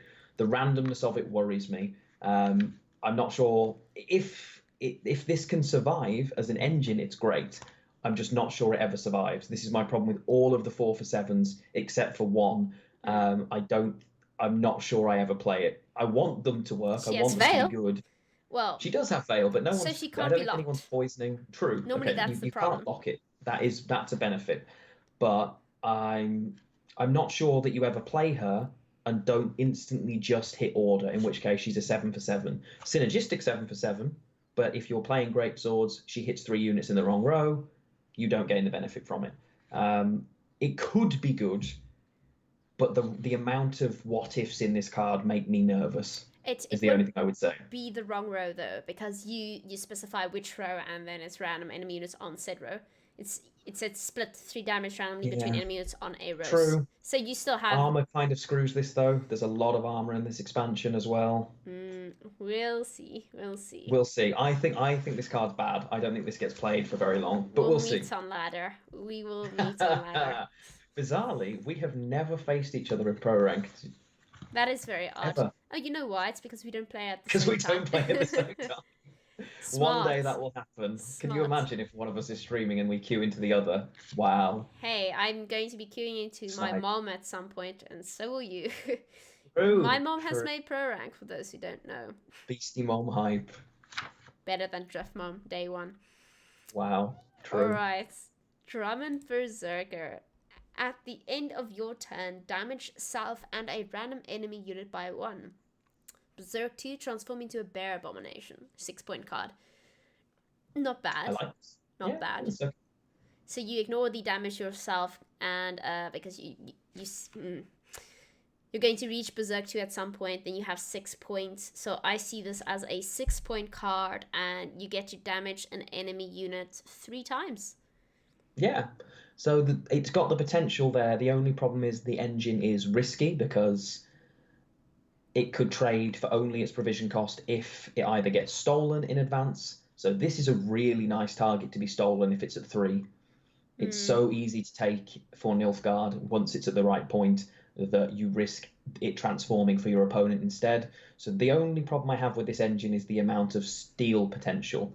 It's good. It's situationally good, but it's risky in some metas, I think.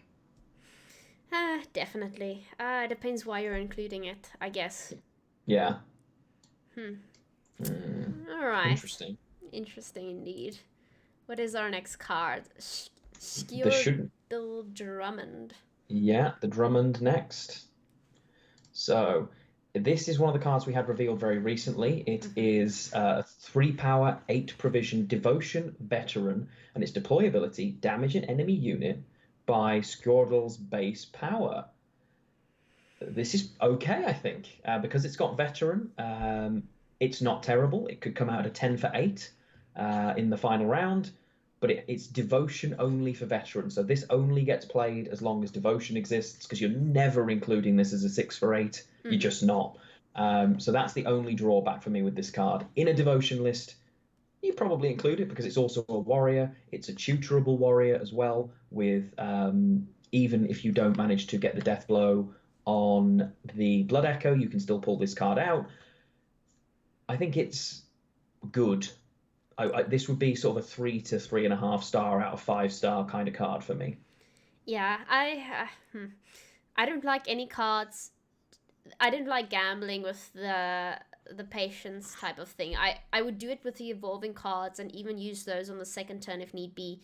But if your opponent is trying to 2-0 you and you have to pull Skordal, Drummond, and it's just 4, I don't know if it's worth it. It's a bit of a gamble. You need a lot of control to ensure you get that in the third round, and even then, is it worth it? I don't know. Yeah, I don't know. I think I agree with you. I think it's potentially okay. Potentially. I Middle think of the that's a pack. good way of putting it. I think that's a good way. I won't be including it immediately. I'll see if someone else gets better use for it than I have. But for now, I'm going to be using my provisions for something else, definitely.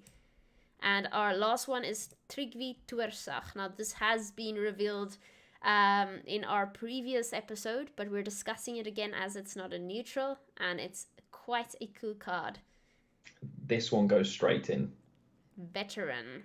Alright, so round 3 it's going to have 8 points as base power. It gives an enemy unit Rapture. Do you remember what Rapture means, Lionheart? Rupture is a single turn status, so I apply Rupture, and the base power, that much damage is then done to the unit. So it's basically a 2-turn removal. If you don't purify Rupture, the unit is in trouble. It's the only card that has Rupture in the game at the moment. More will inevitably come. And if you are coming up against a Skellige list, this is basically a second to last card finisher. And if you don't have access to purify that Rupture, expect to lose your tall units. This card, I like this card. I think there's a lot of potential in Tryggvi. I think he's on the good side, that he will be played in a lot of lists, devotion or otherwise, as an ability to both damage control and have a decent amount of points because of veteran. And I think it's a pretty strong card. I like Tryggvi. As you say, we have covered him already, but yeah, I think he sees a decent amount of play. It's extremely strong. I mean, it's a potential 16 for 11. You end up having 8 points yourself. You end up damaging an enemy by 8. That's insane. It's really insane. It's quite the card. Let's say you're forced to use him round 1 to win. Okay, and it's a 10 for 11, but still. It's still the potential there for it to be really good on a regular basis. I think is worth the risk of. I think that card is Wait, veteran. So that means he gets a point every round, right? So yes. So he's he only going to starts go at to 5. 7. Yeah, he starts at. Yeah, he only goes to 7. Yes, Yeah, okay, he'll so it's only end 14 up at for 7. 11. So It's still good enough. So at the end of the afflicted unit's turn, Rupture damages the unit by the equal to its own power. So if I play this onto a 20-point unit, it'll do 20 points of damage. Oh, I see. Okay, I misinterpreted. So Rupture it's there. literally tall removal. Yeah, it will literally remove. So if I play this on a 40-point greatsword, if I've got double last say, bye, because it will just. If it's not purified, yeah. That's so still a this big is problem then. A big problem. How often are you saving purify? It's not like poison where I need to apply a second one. It's almost like in other games what you call like a timed death. Because if you can't get rid of it, it's terrifying how good this card is. It's so good, or has the potential to be amazing. It can trade. I think even in round 1, it trades exclusively over its provisions. Always. Even if I'm using it to get rid of defenders. No problem. I think this literally is it. Bang. Goodbye. Instant, as long as it's not a veiled unit, unless they have Purify, Tryggvi is fantastic. For me, anyway. That's a problem, right? Veiled units. Yeah, so you can't use this on veiled units, or immune units, obviously. So, but we will see. We will see. I like it, though. I like it very much. All right, well, that's the only Skellige cards we have. I have no patch notes of Skellige. Do you have any patch notes that just Uh, came in? there were a couple that I've covered already while we were talking. There is one interesting one.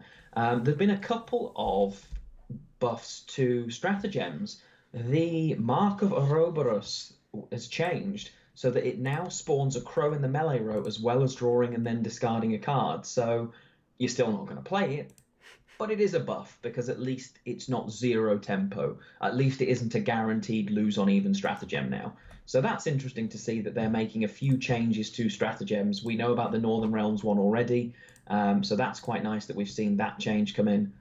But yeah, that's the only other one.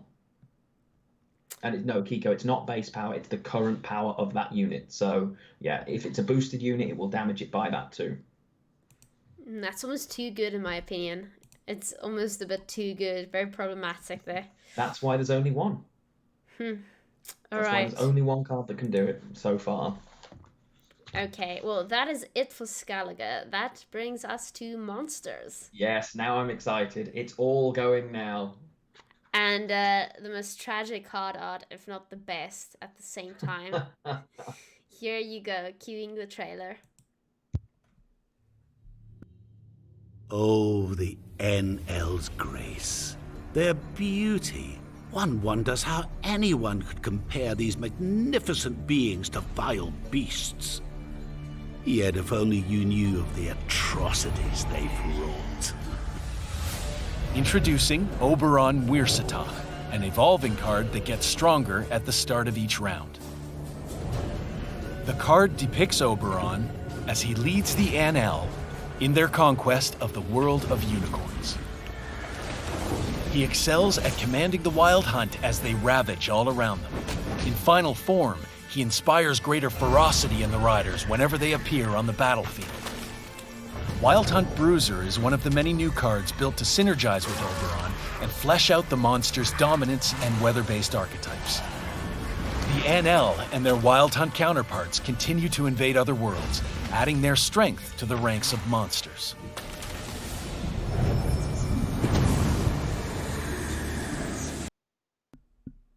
Oopsie. There you go. Monsters. Wow. Oh, monsters, I am so excited about this time. I can't wait for monsters. I'm personally not a fan of killing the unicorn, but the Okay, well, the artwork art's... remains excellent. Yeah. Wow. There you go. So, Oberon King. Will you read that yeah, for us, Lionheart? I will indeed. So again, the stage ones you don't see a lot, but Oberon King, deploy, spawn and play a random Wild Hunt Bronze unit at the start of round while in hand or deck, transform. So, there So we then go. the next form, Oberon Invader. the Invader. The Oberon Invader, deploy, create and play a Bronze Wild Hunt unit, which is a little better, and at the start of round while in hand or deck, transform with Devotion, going to the final version, which is the Conqueror. This is going to be a really tragic premium. It's a tragic non-premium, but again, it's got a veiled version, does the same thing, deploy, create and play a Bronze Wild Hunt unit, and whenever you play a Wild Hunt unit, boost it by 1. Now, the create and play thing, I wish it was create and play 1 from your deck, if I'm honest, because there are quite a few Wild Hunt units now, and the randomness amongst that, when you're only going to see 3 of them, I'm not as in love with this as I'd like to be, but it's still very good, and the changes to the Wild Hunt Riders so that they now summon all copies, I think is pretty good. I mean, this is one of the few evolving cards I like in its third form. Instead of boosting itself, making it a target, it's boost random Wild Hunt units. Well, whenever you play one, making them more difficult to remove from the board at least. I like this. I like this. I like it in its final form very much. Yeah, I think he sees quite a bit of play. I think he's quite good. Okay. So, the first card we have here is the Wild Hunt Bruiser. Now, Wild Hunt is making a return in this meta. It's going to be extremely exciting to see, as well as weather. Weather is coming back too, but we'll discuss that at the end, especially with the patch notes we have here. Yeah, there's lots of weather discussions. We're going to fit all that into monsters, don't fear.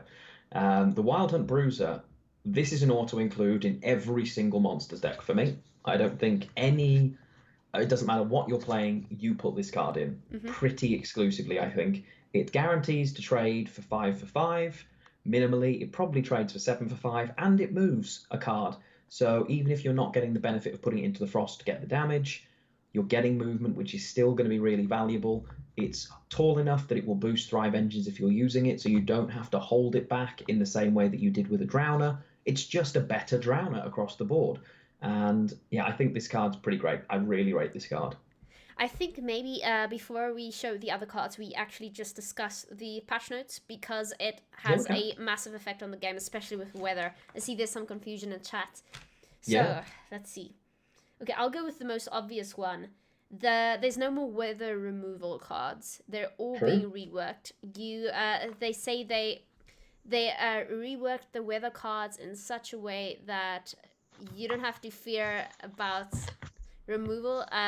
It shouldn't be strong enough that removal is necessary. Lionheart will add to that with some of the other notes, but yes, no more weather removal cards in the game. None of them will remove weather. And do you want to discuss some of the others? I mean, the cards that used to do it, Thor and Clear Skies, now do different things. So Thor gives Veil and boosts the unit by 4, and Clear Skies boosts all units in a row. I agree with the changes to weather removal. I'm glad we don't have another binary, do I have an answer or not? Because ultimately, you never ran weather clear in this meta anyway. Why? Because it's all neutral. And it's another thing that you might include or not. Balancing the amount of damage weather does against its provisions, I really like. Because ultimately, you were never going to be able to deal with weather anyway. For me, I don't think. I think this is a really nice balance to it. They've changed weather cards. They're now 5 provisions, down from 7. But they're also only triggering for 3 turns now, not 4. So they're 6 for 5, effectively. I don't mind that at all. Yeah, and a new thing we also have, and that makes me understand why we don't have a sort of linear bomb heaver type weather removal card, which is stacking. So you're going to be stacking weather effects onto a row, meaning if you play Frost on a row for 2 turns and you play another card on that same row for 2 turns, instead of replacing it, it now stacks, meaning it will be 4 turns you have to wait. So that would be very problematic if you were stacking several cards on the same row and having a 4 provision card, simply removing all of that in one go.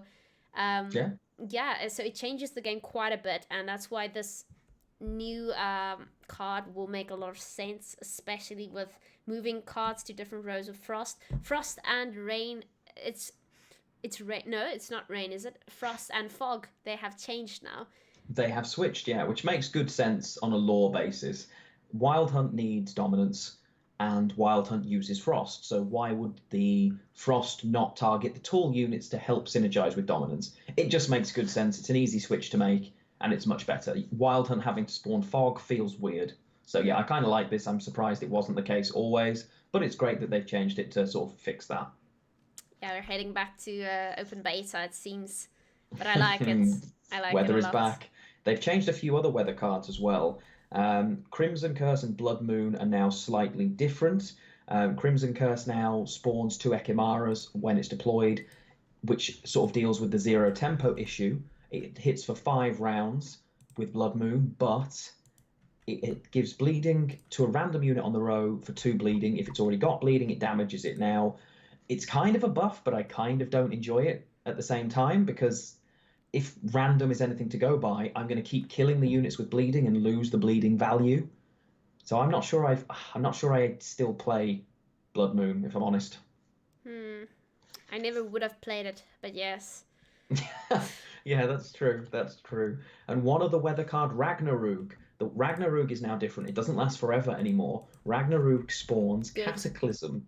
And what that does is, for 4 turns, it will split 3 damage randomly between units on the row. So it trades. It's not bad at all, but it's not as ridiculous, because not being able to remove it ever meant it would have been a little too punishing. But in the same way, being able to remove potentially 8 turns of Frost with a simple 4 provision card would also have felt bad. So I don't mind the Ragnarok nerf, and in theory, if you play it in certain factions, let's go for a non-devotion greatswords list, Ragnarok's amazing because it's +6 a turn.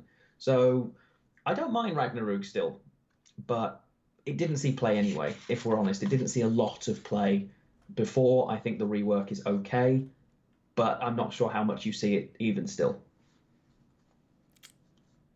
All right. So that seems to be all the patch notes. We have one more monsters patch note that I can quickly show you. Gale's and Weaver's incantation swaps. The two cards' abilities are swapping. So we have Gale's. Where is he hiding? That's easy to find from Death Wish. Oh yes, I remember. It's difficult to spell when you have little It is indeed. signs And in yeah, between. everything about these cards switches. So power, provisions, the whole lot switch between the two cards so that they synergize more accurately with their primary or secondary abilities. So it kind of makes sense. Yeah, so Gale's, which is a Wild Hound card, meaning you'll want to include this in your deck, now swaps with Weaver's Incantation. Oh, what is Yeah. there Doing we it go. live, chat. It's fine.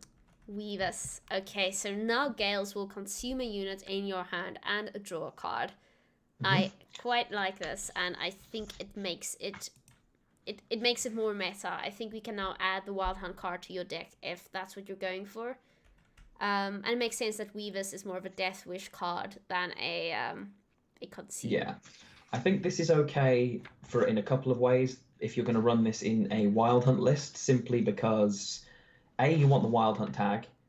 Gale's consuming from a lore point of view is weird, but Yeah. I think it's basically whether if they worded it kill and boost by the base power, it would be fine. I think it's just like a mechanical thing, but you need some sort of additional thinning because you don't have a direct tutor in monsters. Naglfar is a bit random. The fact that Naglfar will also put another gold card at the top of your deck means that there's a potential to use this. So yeah, it's a bit of a strange one. Like mechanically, I was hoping for a tutor instead, if I'm honest, a direct tutor. But some additional thinning doesn't hurt to be able to put a tall unit in the graveyard because you're always still using Osral. It's a dominance list, so you're still going to use Igern. You're going to consume the Igern effectively and boost yourself by its damage. Or you're going to So I think that's I think in terms of mechanically, it's fine. Wording or lore-wise, it's a little weird. I'd much rather have seen Caranthir as a tutor, and Gel's getting Caranthir's ability. But either way, I think it definitely sees a lot of play, is what I'm saying. You definitely use it. I agree, definitely. I always loved playing her and just eating Igern off the bat, meaning you don't have to worry about it getting destroyed. But I'm sure we'll be able to use that with many cards. What's the one? 10 points that moves to the row of the highest unit. Oh yes. He's always he's a nice one to consume, definitely.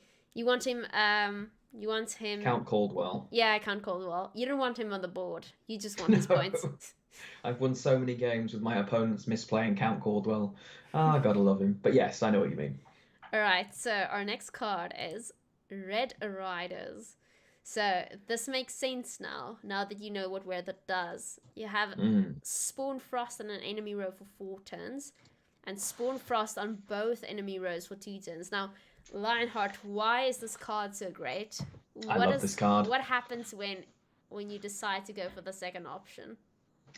Because you instantaneously get the Winter Queen. What an amazing card that is. Oh my god. Red Riders paired with the Queen is incredible. On top of just the damage. The Winter Queen in a Devotion list, I mean, I think you probably run her in a non-Devotion list as well, but Devotion Thrive, at the end of your turn, if there is Frost on both opponents' rows, summon this unit from your deck to the ranged row. So if this is in the graveyard or in your hand, it doesn't summon. So a potential brick and a potential issue for when you choose to thin this card out. But this is a really nice, I'm going to own you in round 1 card, or I'm going to have a nice free continual Thrive engine in round 3. This really sits up in my top cards. The artwork is amazing. The fact that this character now actually exists is great.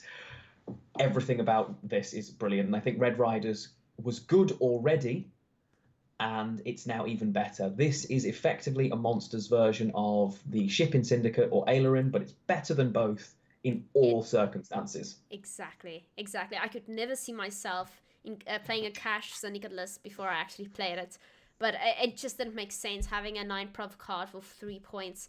I like this very much. I like it so much, and it's not like you're giving up anything to get her. She's an extra. You want Frost on both your enemies' rows. Exactly. I don't see you playing Frost in one row for 4/10s. Sometimes you don't get those 4/10s anyway, especially... Well, okay, you don't have clearing cards anymore, so you can't exactly get rid of it. But, Keep I punishing. mean, I like this very much. So the Winter Queen comes out of your deck. It's a thinning mechanism. You can't use her again. She doesn't go to the graveyard and come back. That's okay. She's Thrive, so you use her at the start of a round. Honestly, it's amazing. I'm a big fan of this card. I think you will see must. this in all monsters. Any Wild Hunt list, there's not a single one of them that does not run this card. So it's also interesting that you will be able to predict if there's a brick or not in your opponent's hand. If Frost is on both rows and this card doesn't jump out, you know that it's sat in hand and therefore they have a brick, so you can choose to push differently as well. So it's nice to be able to work that out because there is no situation you don't include her. Agreed. Okay, our next card. There we go. Another poor unicorn getting slaughtered. The Anel Conqueror. It's a 7 for 4 with Veil. A deploy, destroy self, devotion, cancel the deploy ability. So this is okay. You only play it in a devotion list, obviously. So it depends on how long devotion lasts as to whether we ever see this card. But at a flat 7 for 4 that triggers Thrive, in a Thrive devotion list, yeah, this card's great. There are going to be people playing this without knowing what devotion means, or accidentally including a neutral that they didn't know was a neutral, and the card will just vanish. Yeah. love it. That's an interesting point that I hadn't thought of. Actually, Hippo just brought up. Oh, yeah? Deploy is only when you play it. So if you summon it to the row with Portal, it's 14 points. Not terrible. I mean, I don't think anyone's ever going to do that, but there is the option there in a different kind of list. I think this is mostly designed around being a cheap way of boosting Thrive at 4 provisions to give them a lot of power. But it is possible. And yet again, another passive bribery nerf, which makes everybody happy for anybody who decides to play this with bribery. It is a bit overpowered in my opinion. I agree there with chat. It's only 4 provisions. That's a bit insane, and you are going to get 7 points from it. So why not include it? It's almost too good. There's no con to it. There's no catch-22. It's not like your Northgard Tortoise that at least gives the enemy a bit of points when they get rid of armor. It's 7 for 4. It's insane, actually.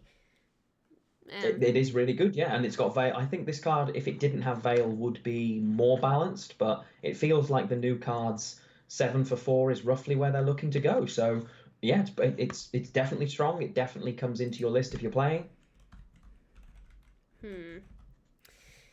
Interesting. All right. Yeah, I'll be including it, especially for those Thrive points. Even a bronze consume card, really. That gives you an 8-point consume when you consume something from the graveyard that is a bronze card. Not bad. Yeah, again, not terrible at all. Alright, so our next card is Naglfar's Crew. Sorry if I butchered the name. So, on deploy, spawn Frost for 2 turns on an enemy row. At the end of your turn, if there is Frost on the opposite row, boost self by 1. Again, open beta. I love it. It depends how much Frost you're going to have. Essentially, you get the points you need, even if he doesn't boost. But he gets even more if you use him when there's already Frost on an enemy row. Yes. You're going to have to be careful not to place too much Frost on an enemy row because they stack and the round is only so long. Correct, yeah. That's my only issue with this card. This card is good, but when you look at it, and maybe in theory it doesn't trade for that many points for the deploying of Frost, I think there are better cards than this that you would probably play first instead of this, to be honest. I think this is okay. I think its base power probably needs a push before I'd run it, if I'm honest. It's good if you're worried about not having enough Frost, but honestly, I don't think anybody's worried about that, given the amount of access we've got to it, given the Ardgaith and what that does, and it's an echo card, so yeah, I'm not overly sold by this card. I mean, I'd rather have this card in my deck than a normal weather card. It's basically, to me, this is a Frost card. It's what it is. I can see myself including it. Again, it depends what your deck is going to try and do. If you're going to try and Red Riders into Queen, into Naglfar's crew, I like that. It's okay. It's okay. It depends how you're Could going to be work. playing this. Alright, so the next one is also Naglfar. It's Naglfar's Taskmaster. I like this card. Are you going to read it for us? I will do. Naglfar's Taskmaster. Deploy, purify an enemy unit. Dominance, purify unit instead. Why NR doesn't have a card like this breaks my heart. This card is amazing. I think you run it because it counters Veil. I think you're almost always going to have dominance, so I think that's great. I think it plays around in the event that spies do become a huge thing. I can drop this and remove one of the spying tags. I think this card, generally across the board for its variation, just for the Purify, I think this is a great card that you include at least one of, for me. I mean, it's already 5 for 5. Even if you don't get to use the Purify, it's 5 for 5, so that's fine.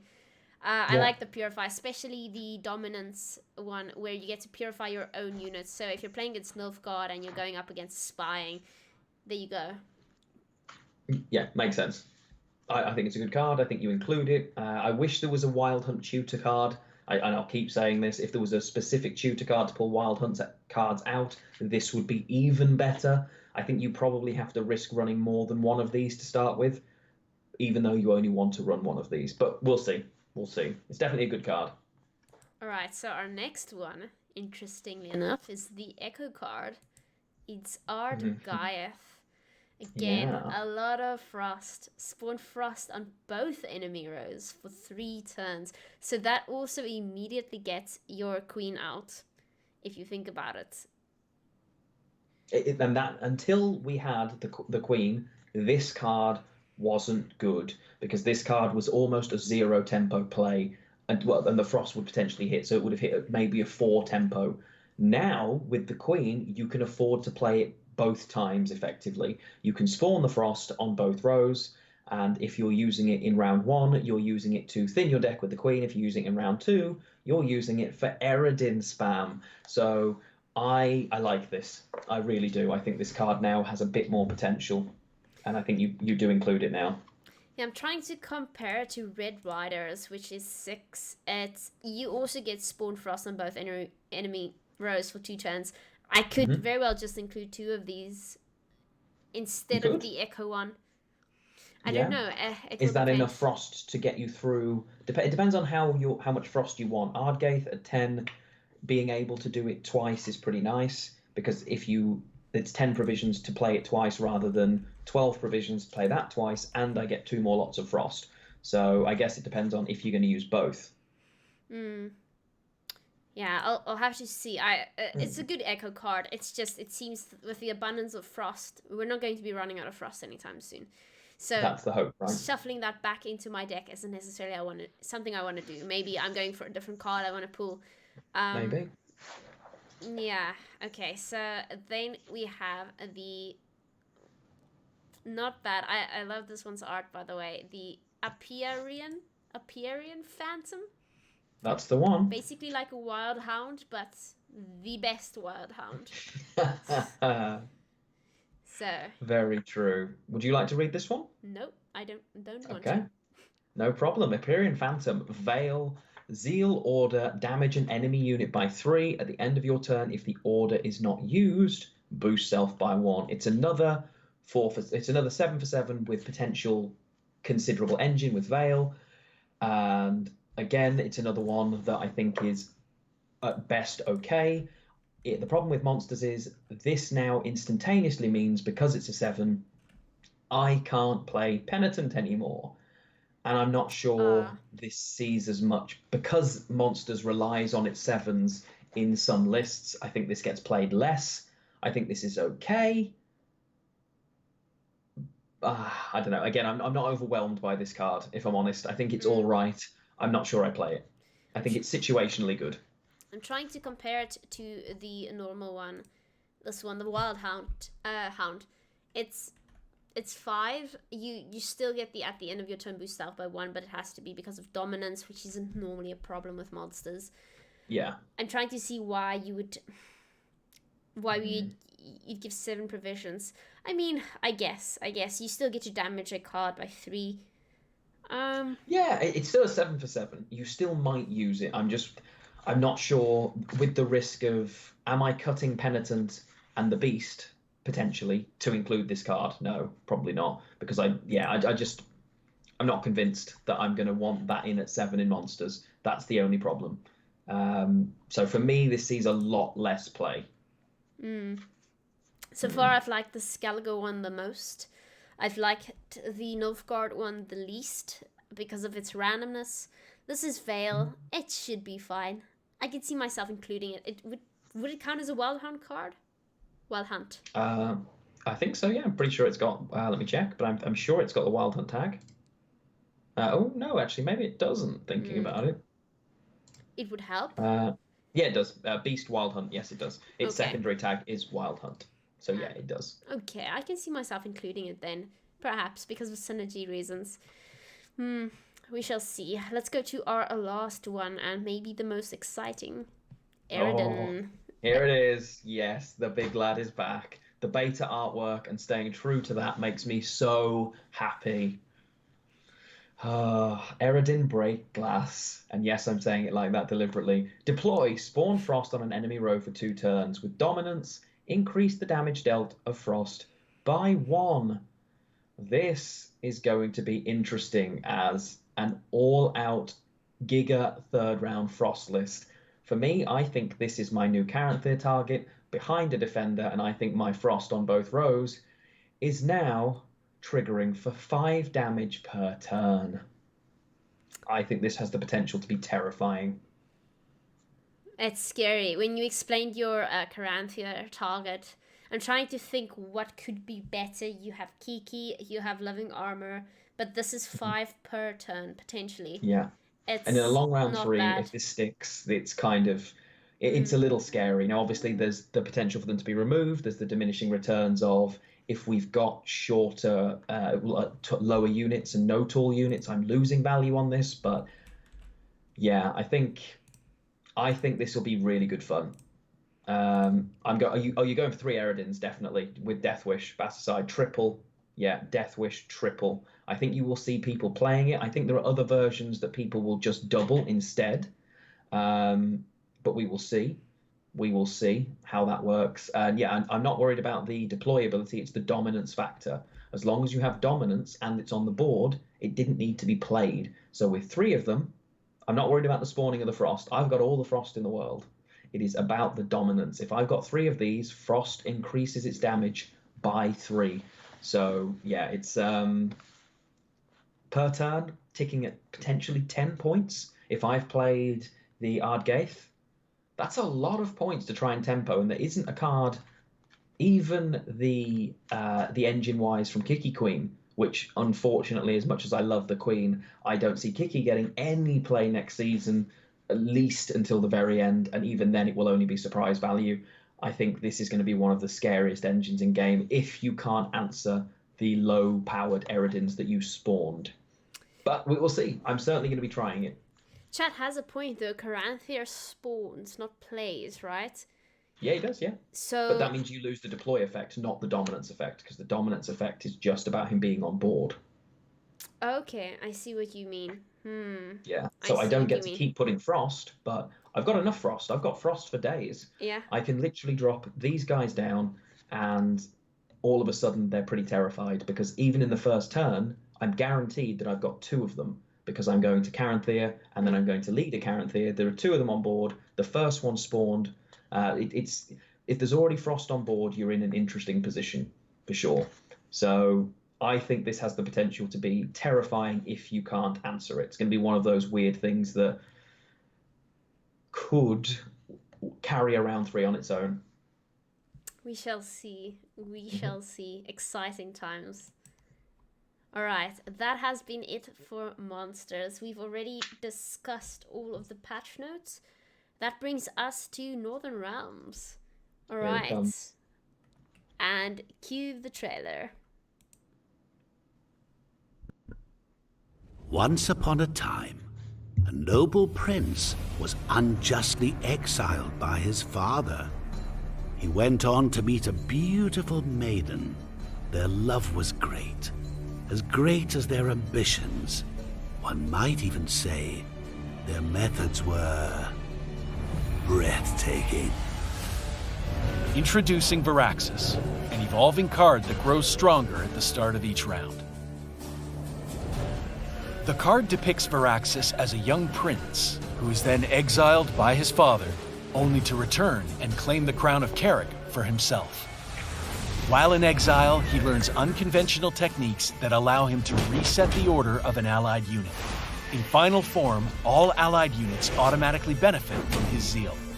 Carrick City Guard is one of many new cards created to synergize with Viraxis and give the Northern Realms a fresh new set of order abilities to play with. The Kingdom of Carrick now marches within the ranks of the Northern Realms, bringing to this faction both naval expertise and a deep hatred of dryads.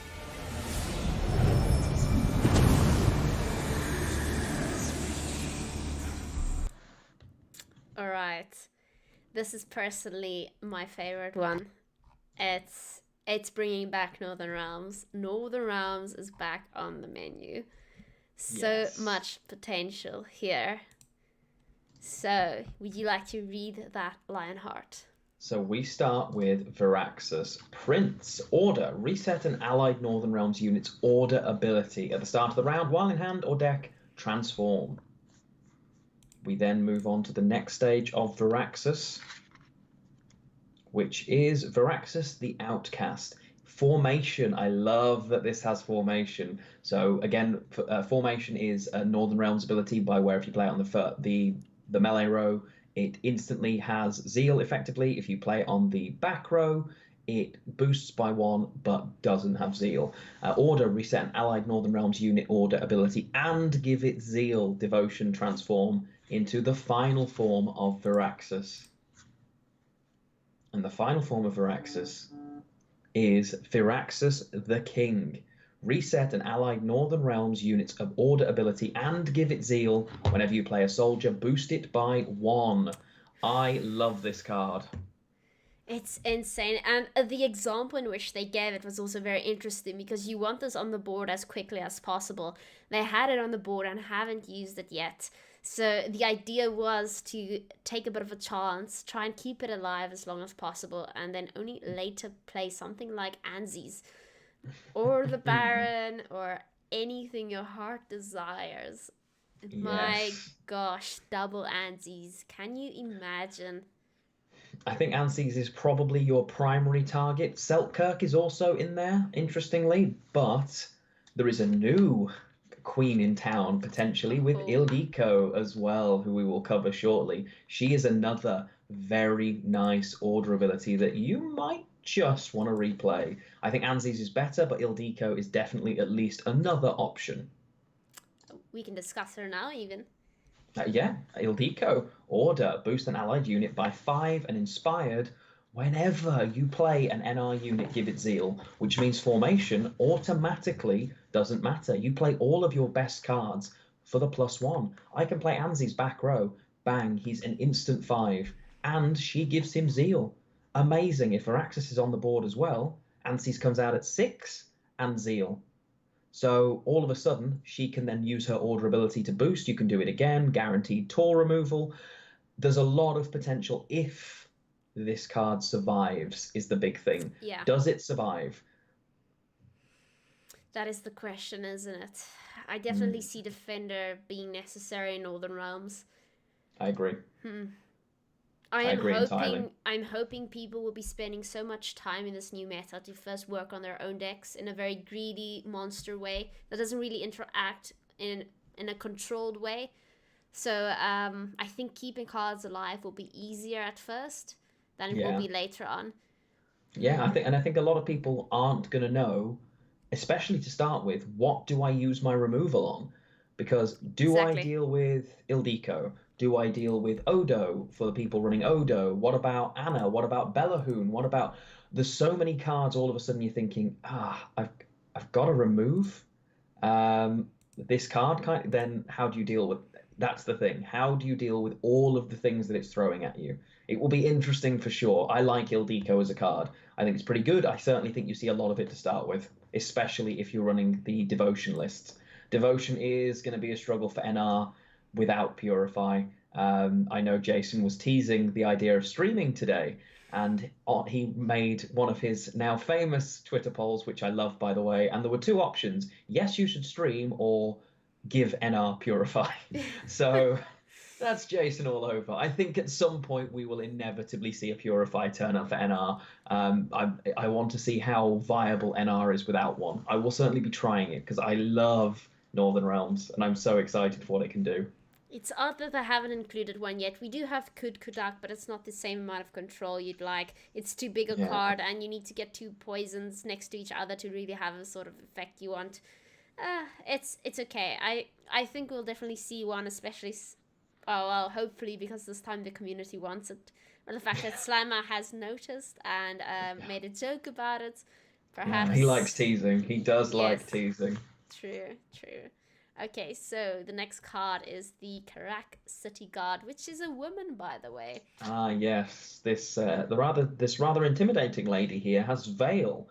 Order, move an enemy unit to the other row. At the end of your turn, if order is not used, boost self by 1. So this is one of those double engine cards as well. Yeah. But again, I have the exact same problem with it. I'm not playing this card unless I want to move something. Mm-hmm. So I don't think you see the other side of it that often, unless I know that this is safe because I think they don't have any damage or I'm hidden behind a defender to use the engine side of it. But I think having soldier synergistic movement, I think is pretty good. Yeah, the thing with movement is normally you want it to be a bit of a surprise. Otherwise, it just acts as a deterrent. So they don't play their Hawker Smuggler, they don't play their Damien, they don't play what they need to without a defender. I'd rather use Strays of Spala, in all honesty. It's a provision cost less. I'll have to see. The problem with Strays is it's neutral. Oh yes, and I think Strays is 5. I'm pretty sure Strays is 5 for 4 as well. But you get 1 more power. But I think it's a 5. Interesting. But it's a neutral card. So that's again, the problem, isn't it? Yeah. At least they have access to movement now. Because we had got Siege Ladder, but that was only moving our units. Again, Siege Ladder was great, but I think it's good that Karak City Guard exists. If the meta develops where movement is relevant, i.e. I can't get through defenders without moving things, Karak City Guards is pretty good. And yes, that is a woman Kalki. There's some lore behind it, apparently. Yeah, the Karak City Guards are all female and all terrifying. Do not fight her. She will end you. I see. Our next card is Egmont. Veil, Zeal, Order, Melee. Damage an enemy unit by 3. At the end of your turn, if order is not used, boost a unit to the right by 1. Now, I like this because of Uprising. I can see myself playing it as a drummer. The drummer has changed, by the way. The patch note shows that the drummer has gone from 6 to 5 provision. Yes, and it was a 4 unit with... Yeah, it was a 4-point unit. It now changes to a 3-point unit with 1 armor. So more easy to steal. Though I like this. I could see it being used. Again, easy to remove. Lionheart's probably going to say he doesn't like it. Am I right? I don't hate it. Oh, okay, that's new. It. I don't love it, but I don't hate it. Again, I have the same problem with it. Damage an enemy unit by 3. I still think you're playing this as a 7 for 7. I can also only use its ability. I'm not going to play this in the back row to use it like a drummer, so I now have to play front row if I'm going to use this for boosts. Ideally, with a lot of the other cards, I don't need to play front row because formation exists. So I still think this is okay. I think this sees more play than some of the others, but I still think it's inconsistent in terms of the amount of value you're going to get out of it. I think cards like this in a open deck list, and I'll say that for all the 4 for 7s or 7 for 7, the dual engine cards, in tournament settings, I think they have more potential because you have an open deck list and you know exactly when or how or what to do with it. Yeah. In a ladder situation, I think they're less valuable. But that's just me. Because of removal, you want to know exactly when you can take the chance and keep it on for longer, basically. So I know what you mean with tournament settings. Yeah. It depends, right? It depends what you want to use it for. If you want to use it for a thick Scytheman boy at the end of the round, you might just go with the drummer instead, or Anna. Yeah, the inspired for the Scytheman I think is actually going to be really nice. Yeah. The potential to just go full NR and try and go down that route and just simply outpoint your opponents like you used to with all of the excessive engines, having the damage ability of double ANSYs. Double Baron is risky because how many things are boosting to go tall? I'm not so sure the diminishing returns on that, but it is an option. Or double Ildeco. Yeah, I think I'm excited to try NR. I hope it's as good as I want it to be, is how I will say this. Definitely. That's a good way to put it, at least. Okay, our next card is Amphibious Assault, an echo card. Love this card. Alright, going to read it for us. Yes, Amphibious Assault is an Echo card. It's the NR Echo, and it is 2 provisions higher than all the other Echo cards. Play an NR unit from your deck with 9 or less provisions, boost it by 1 for each provision below the limit. Now, it's an NR tutor, okay? It doesn't pull your 10 and above cards, which are your big choice cards, but double thinning effectively on this, plus the boosting per provision below, this could potentially be incredible. Possibly my favorite Echo card of all of the Echo cards. I really, really rate this when you think about the cards that it could synergize with, even if you're not using it to boost the unit that's coming out. I can use this to guarantee that I don't miss Selkirk if I'm using Selkirk to duel instead of ANSYs because I've missed and I'm putting that in there. I've got boosts with Ildeco to use. There's so many different options. And if I go for a lower powered order unit, it now comes out all of a sudden with +3, 4, 5 of its boost. And then I get to play it again to have a pretty good chance at pulling one of the cards that I want. It makes my mulligan options easier if I know I'm guaranteed to be able to draw something. I really like this. Oh, and yeah, as Vampira's just said, the big one, instant boosted Anna Strenger. Anna coming out pre-boosted, meaning that she instantaneously dings. You're less reliant on having to use Uprising or Uprising charges. This is a really, really good Echo card for me. Probably the best one. I agree. It's good, and especially since we don't have the Royal Decree anymore because it's a neutral card, I would give this one any day of the week, especially since you can draw it again. Yeah, I think we're going to go for this one, definitely. I quite like the fact that you actually boost the card for each provision under 9. That's probably my favorite part of this. I wonder. Yeah. It makes sense that it's 12 provisions. It makes sense. Yeah, the synergy that it can allow you to boost those things, this is definitely one of the very best cards. If you're making a top 5 of cards from this expansion, this makes that list for every single person, I think. Agreed. I keep getting so excited. I want to start now. Let's go NR. Hey, not long. Less than 12 hours. Maybe not, actually. Less than a day. Yeah, it might take a bit longer than we hope. Can't wait for the little bugs to creep in. Wait, let's see how many bugs we get tomorrow. Alright, so the next one is Smoke Them Out. Spawn 2 volunteers in an allied row and boost them by 1. So let's quickly go to a volunteer so you can see what that is. Okay, so it's 6 points you get. Yeah, it's 6 for 5. If you're going wide swarm for Visigurd, maybe. I don't think you play it. I think this is a pretty bad card. Smoke them out. I don't think it's very good at all. Again, it's definitely in my lowest tier of cards. It's not the worst card. We've still got the worst card to do yet. There is still one card worse still to come. But yeah, I don't rate this particularly. I think it's okay, but I don't think it's special. I guess if you're going for some sort of swarm type of deck, it could be better than playing what is his name, Pukwan? That's 10 provisions. Yeah. I guess. Because you can't run Jermaine Piquant is who you mean, right? The card based on Osprey.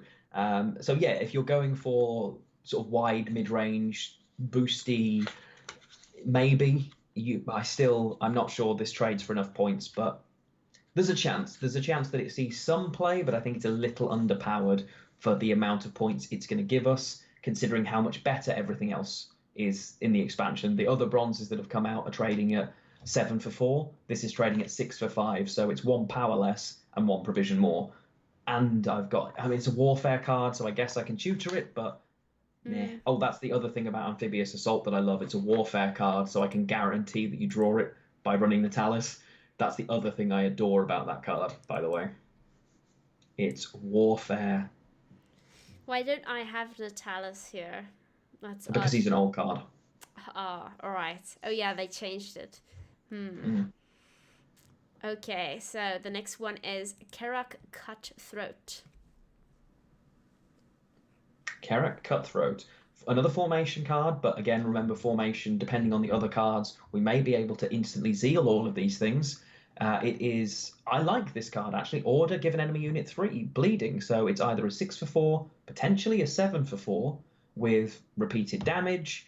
I don't hate this card at all. I think it's okay. I don't think it's the best thing ever, but again, it's another example of a potential 7 for 4, which is pretty good. I think overall it's not bad point value if you're looking for 4 provision cards to go in that fit the soldier archetype.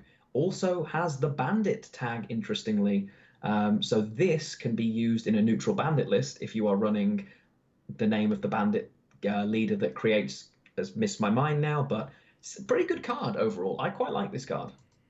I mean, I hate it now that I realize he's killing a dryad, but I guess... yeah. I guess... They hate dryads. I could get myself to sleep at night if I don't get this premiumed, at least.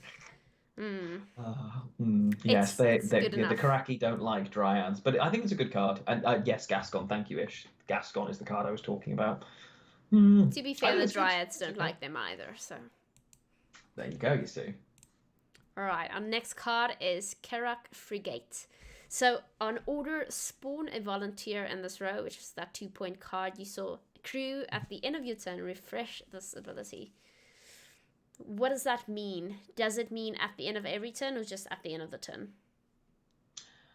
I'm not 100% clear on that. I think it only happens once more. So if you crew it, it'll happen twice, effectively. The order ability, you can't recrew. There used to be a recrew ability, but I don't think recrew is a thing anymore. So this could potentially be an 8 for 6 and a siege engine. I like this card. I think situationally, especially when we considered the fact that Bomb Heaver isn't going to be a thing and artifacts are potentially going to be quite strong, I think that will also be true for siege engines. And I think that this is one of the better siege engines trading. My only problem is that it's a 6. That's my only worry. The 6 provision thing, can I fit it? That's my only worry. It's 8 for 6 plus a tag, which is great, but it does worry me a little that I might not be able to fit those 6 provisions in with other things that I want. I'm not a particular fan of the volunteers in themselves. I didn't really see myself spawning them and filling up the board for no reason. Unless, I don't know, I didn't get as much out of them as I would get out of the Firestorm Zealots in the Syndicate faction. I don't know. Yeah, I agree. And in fact, that ship, to be honest now, the more I think about it, at 6 provisions, you're just not going to play it because it's just 8 for 6 isn't actually good. 8 for 5 is fine, but 8 for 6 really isn't good, and that's a conditional 8 for 6. I mean, you're always going to have it crewed these days because there are so many soldiers, but actually, you know what? I don't think this is good. The more I think about this card, the less I'm excited by it. I didn't see myself playing it. It's not well it's only enough. Okay. Yeah, it's okay. And I didn't like swarming my my rows without reason to do so. It's in a Drow list maybe with the volunteers, but I don't think you're going to see as much Drow straight off the bat, at least. We'll find out, of course, but... I mean, I can play Drow without unnecessarily spawning volunteers. I've got enough humans, believe me. Yeah. It's okay. Yeah, I agree. Alright, so our next one is one of Lionheart's favorite cards. Not everyone's favorite. I love favorites. this card. It's King Bellahoon. Yeah, I love this card. King Bellahoon. Whenever you play a unit with power less than 4, set its power to 4. If it's a devotion list, set that power to 5. Now, there are plenty of people not liking this card. It's removable. The thing is, I don't necessarily agree that it's instantaneously removable. There are plenty of ways around that by having boosted charges held on the board, or I play it by Anna, or I play all of those things potentially save this card instantaneously. Additionally, the defender option also exists, but there are plenty of ways. If this card sticks, this card wins you an entire round on its own. And there are so many cards, both in round 1 and in round 3, that benefit from this ability. In your better rounds, you're looking at Philippa. Now she's playing for another 4. If you're the other, of course, the argument against this is Shiru eats this alive if you've got a Shiru round 1. But Shiru round 1 may be a thing that people would do to counteract this. I don't know, but we will certainly see. I think this card is being slept on. I think a lot of people don't like this card. They're not seeing the potential. At 5 power, you're asking for it to be removed in the same way that at 3 power, you're asking for Visigotta to be removed, but you never play it that way. If you can create a deck that protects this on deploy, I think this is nuts. Personally, I think this card has huge potential. I mean, yeah, it also depends on how many cards you actually have that's under 5 for it to work, because you might play this round 1 and you might only draw so many bronzes. True. Yeah, I think, well, all of your bronzes, and I'm looking at things like Field Medic. With Field Medics, this is now a 9 for 4, a Field Medic. That's insane. Philippa is better. Adalia now trades +4 if you're looking at using her with that, which I think is really nice. I think there's potential for this card. I think it's a lot better than people give it credit for, and I think it will surprise a lot of people. If you can find the right synergy and make this stick, this card wins you an entire round on its own because of the amount of additional benefit that it gives cards. It's instantaneously removing the need for formation again by I can play things in the front row and gain the boost that I need. I think there's potential for this. I really do. A lot of people disagree with me, but I will be running this card until I find a way to make King Belahoon the king you all deserve. I mean, you sound like me trying to make Corvo relevant, but hey, if you can hey, do when it, Corvo sticks, you win. That and is I think true. Belahoon will be the same. I think Belahoon will be the same, personally. We'll see, but I think people are going to be surprised by quite how good Belahoon is. I think people are sleeping on him, personally. I mean, rather remove him than remove one of your other cards, right? If you can get a 5-point removal out in the first round, why not? Anyway, our last card of Northern Realms is Karak Marine. It's Zeal, Order, boost an allied unit by 2, Devotion, boost an allied unit by 4 instead. So it's 7 for 4, basically. Yeah, in a Devotion list, it's 7 for 4 with Zeal. It's okay. Again, it's one of those cards where it's an Order ability. So if I've got a Marine sat on the board, you're including this now instead of the Radabin's Royal Guard, for instance. So it's round 1, I throw this on the board. It doesn't get removed because they don't want to use the removal. Then I play King Belahoon. Well, now King Belahoon's a 9. Good luck getting rid of it. Same with the Radovid's Royal Guard. I've now given it a boost and armor. So again, I think there are plenty of good bronzes that synergize, that allow, and this is one of those cards. I think this is okay. I think it sees some play. I don't think it's amazing, but it's definitely includable at 7 for 4. I mean, I'd love giving Corvo a quick 4-point boost if necessary. It's also Order, so you don't need to use it immediately, which is cool. Exactly. But you can because it's got Zeal, if you choose to. Exactly. Alright, so that is Northern Realms. Now, we've got a few patch notes here. Let's see. The most random one, I'd say, is the War Elephant. Yeah, War Elephant is interesting. I think they're trying to, because again, War Elephant's ability is an order ability. So I think they're trying to give us the option of more targets for the leader ability for Viraxis to replay. But I'm not sure War Elephant's good still.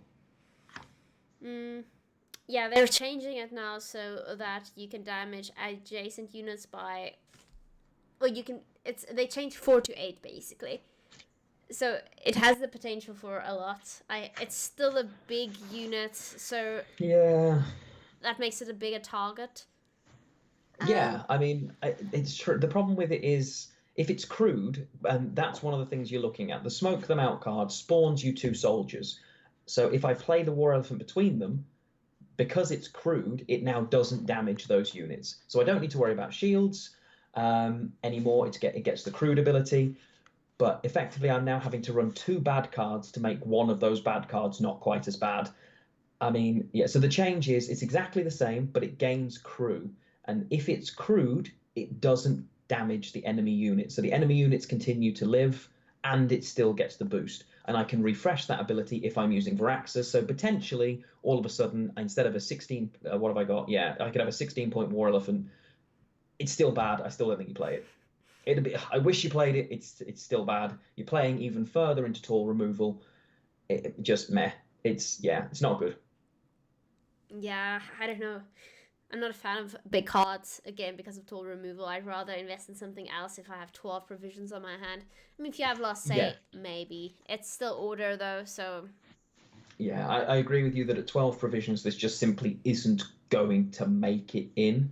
If you have crew, if you run it a certain way, it does overtrade on its provisions.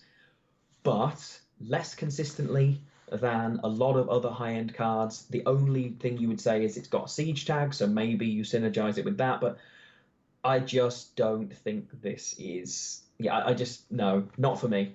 I still don't think it works. I think you'll see some lists run it and it'll be fun, but yeah, it doesn't do enough for me. Same. Oh, I've never played him, never will. But hey, I like the art. It's amazing. Yes, the art's cool. I like the sentence under it even more. It's kind of like a fiend but bald and with a nose that hangs to the ground. What? No, you're making things up. Well, if you tried to describe an elephant to someone that had never seen an elephant, I suppose they would be confused. All right, do you have any patch notes there, Lionheart? There is one other interesting NR. Well, there's a couple. You've already covered the drummer. Yeah. The fact that we have no proactive purify sucks, and I think something will happen at some point. The other one is the change to engineering solution, the stratagem. It's now still gives a shield, but it's now +4 power, not +3. So there's an argument now that maybe you use engineering solution. It's still 1 power less than the neutral stratagem, but the shield could be potentially valuable. So maybe you include engineering solution more frequently now, especially if you consider the trade with this Anansi's. And for those of you that like to complain, yes, technically this is a buff to Redea, but I think stratagems need a boost. Personally, I think it's fine that that's going to get a boost because we need a little bit of power creeping in that. But yeah, round 1 Anses is a thing, but you've got to remember that you're unlikely to do that as he's your best Varaxas target by a very long way. And they blue coin with King Bellahoon. Everybody's starting to think, oh, hang on. You fight through my 9-point King Bellahoon with a shield. Good luck. Good luck getting rid of that card. It's a guaranteed round 1. Stratagem doesn't matter to devotion at all. They don't count as cards, so you can still play. Redea does count. Redea obviously would, yes. It's a neutral, but yeah, you don't have to worry about the stratagems because it was one of the first worries I had. But no, you can still run Lamp, you can still run TA, and devotion sticks. You're fine. But yeah, I have to use engineering solution because I'm running Bellahoon. He is, if I can get him out, my round 1 yes please card, definitely. Very interesting change there. Very interesting. Yeah, I'll definitely have to change my stratagem then. I never went for the engineering solution, but it seems like it's a must now. It seems like it's a must. Okay, so that brings us to the final faction of the day, which is Squirtle. Rip. Interesting things are coming. You can plead, cry, bargain, or threaten all you want, yet the silver-eyed queen ever only gives one answer, a well-aimed arrow between the eyes. Such a sweet thing once. Human kindness taught her better. Introducing Ethne, an evolving card that gains strength at the start of each round. The card depicts Ethne in her optimistic youth, her time as a mother, and finally her explosive wrath brought on by her daughter's untimely demise. Ethne leads the Dryads in their defense of their forest home, teaching them how to shape natural elements around them into a deadly advantage over any invaders. Dwenkenel Guardian is one of many new cards built to synergize with Ethne and flesh out the Dryad, Treant, and Nature archetypes. The bond between the Dryads and their forest is unbreakable, and their determination to protect their home of Broccolon remains unmatched.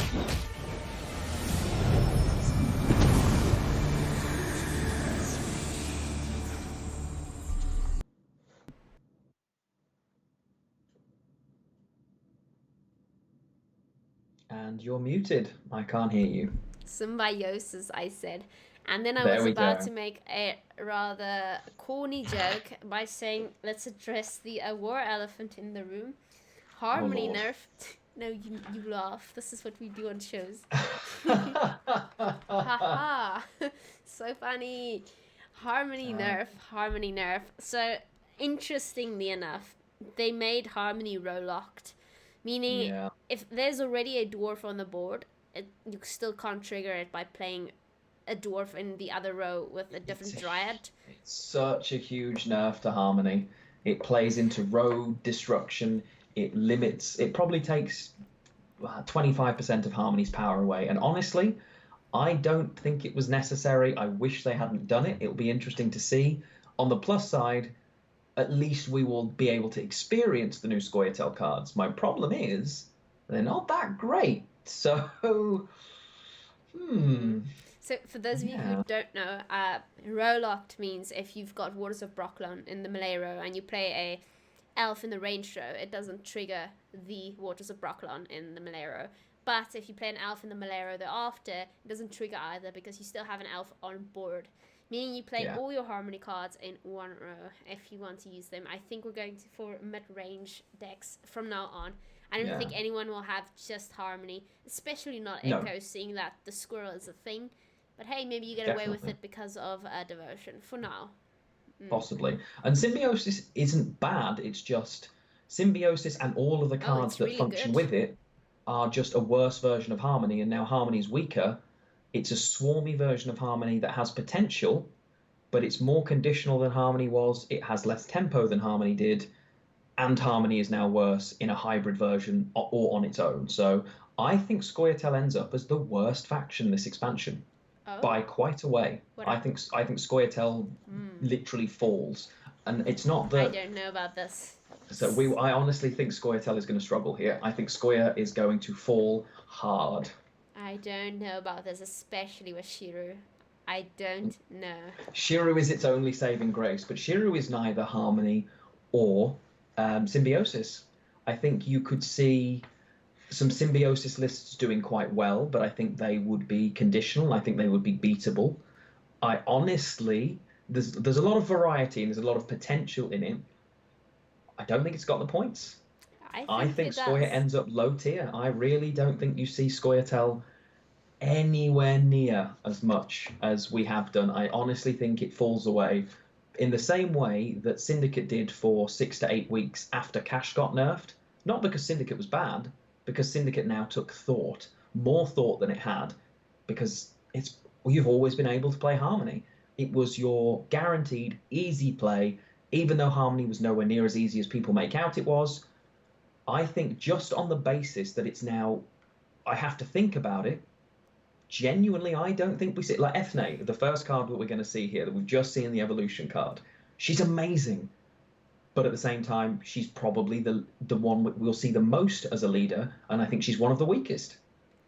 I mean, remember, Harmony is still going to be a thing, just not as much. I mean, we just play everything in one row then and make it an elf hybrid deck. Quite easy, really. You can still play Harmony. Yeah.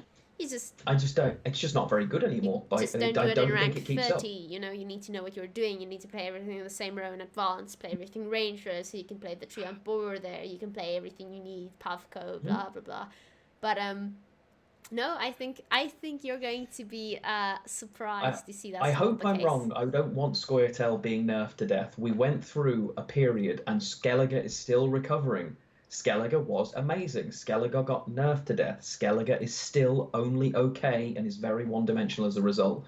Doing the same thing to Scoia'tael doesn't feel good for me. Um, and Leo, I actually agree with you. Harmony was really easy until you hit pro rank, and if you're playing and you rank up in pro rank, Harmony loses a lot because it's good in the right hands. But I honestly, devotion is okay, but I don't rate it anywhere near as much as I think other people do. It's the cards that have been released, and we'll go through them all. I am not excited for. I'm excited for one of them. The rest of them I think are all right at best. I think all of the cards that have been released here are at best meh. I We really shall don't rate the see. Scoia'tael stuff at all. I'm crying in Berza right now. All right. So the first card is Ethne, the Young Queen. On deploy, it spawns a young dryad in the row. At the start of round, well, in hand, all deck transforms. Okay, so young dryad isn't exactly good enough to play this ever as a first round card. So we go to the second one, which is the mother. It spawns two young dryads in this row. So now we have two symbiosis cards, which is already starting to add up. With devotion, it turns into the third one, which is the Wrath of Broccolon. So it spawns two young dryads in the row. It has symbiosis itself and veil. So you now have three symbiosis cards. Now, symbiosis means that every time you spawn a symbiosis card, the base power gets set to the amount of symbiosis cards already on board. So this has the potential to be quite a lot. And this is why I think it's going to be a lot better than Lionheart thinks it to be. My problem is that in the third version of this, you always run devotion in Scoia'tael because they have access to everything. So that's a given. This in its third form guarantees that I've got three symbiosis units on board, albeit two of them are very removable. But either way, let's say all three of them stick. Now, all of a sudden, my nature cards are +3. That's fantastic. Apart from the fact that there aren't that many you're going to play in round 3 necessarily, because the two new cards that are nature both suck. You're definitely going to play rebukes because they're going to be really strong and really useful. So it's good there. And it's good for if you're playing waters, maybe. I don't think you get the point value that people are hoping they get out of it. I really don't. Let's move on. Yeah. We will see. It's going to be very interesting. Yeah, we will see. We will see. I'm really underwhelmed by Scoia'tael, and it feels very deliberate that to me, it feels like an attempt to make Scoia'tael okay because people are fed up of it being good. But hey, I hope I'm wrong. I would love to be wrong. I actually enjoy Scoia'tael. I don't want Scoia to be dead. So we'll see. Would you like to read the next one? Of course. The next one is the Junkanal Guardian. Veil Symbiosis and damage an enemy unit by 5. So this is... 5? It's a 5 for 5. Sorry, damage an enemy unit by 2. Yeah, it's a 5 for 5 with Veil and Symbiosis. I think this card is at best underpowered and doesn't see a lot of play. I don't think the Symbiosis tag trades for enough, considering how low tempo it is and how many better options there already are for the same or lower provisions. So I don't think you play this card, or at least I don't think you play this card very often. Personally, I don't think the Veil and Symbiosis tag trade up for the really low tempo. Again, I count this. I see we have the round 3 Ethne Wrath of Broccolon card, so we already have 3 Symbiosis cards. This is the 4th. When we get to the cards that actually make use of this, they're going to be massive, and I think it could result in a lot of points. But hey, let's go to the next one. The Circle of Life. The worst card in the entire expansion. Delete it, don't even make it. It's awful. Damage an enemy unit by 3. Then boost the random Scoia'tael units in your hand by 2. Death Blow, boost a square tile unit in your hand instead. That doesn't seem Uh, right. It is. It's just you get to pick it rather than it being a Oh, random unit. I This see. is awful. This card is terrible. It is so low on tempo.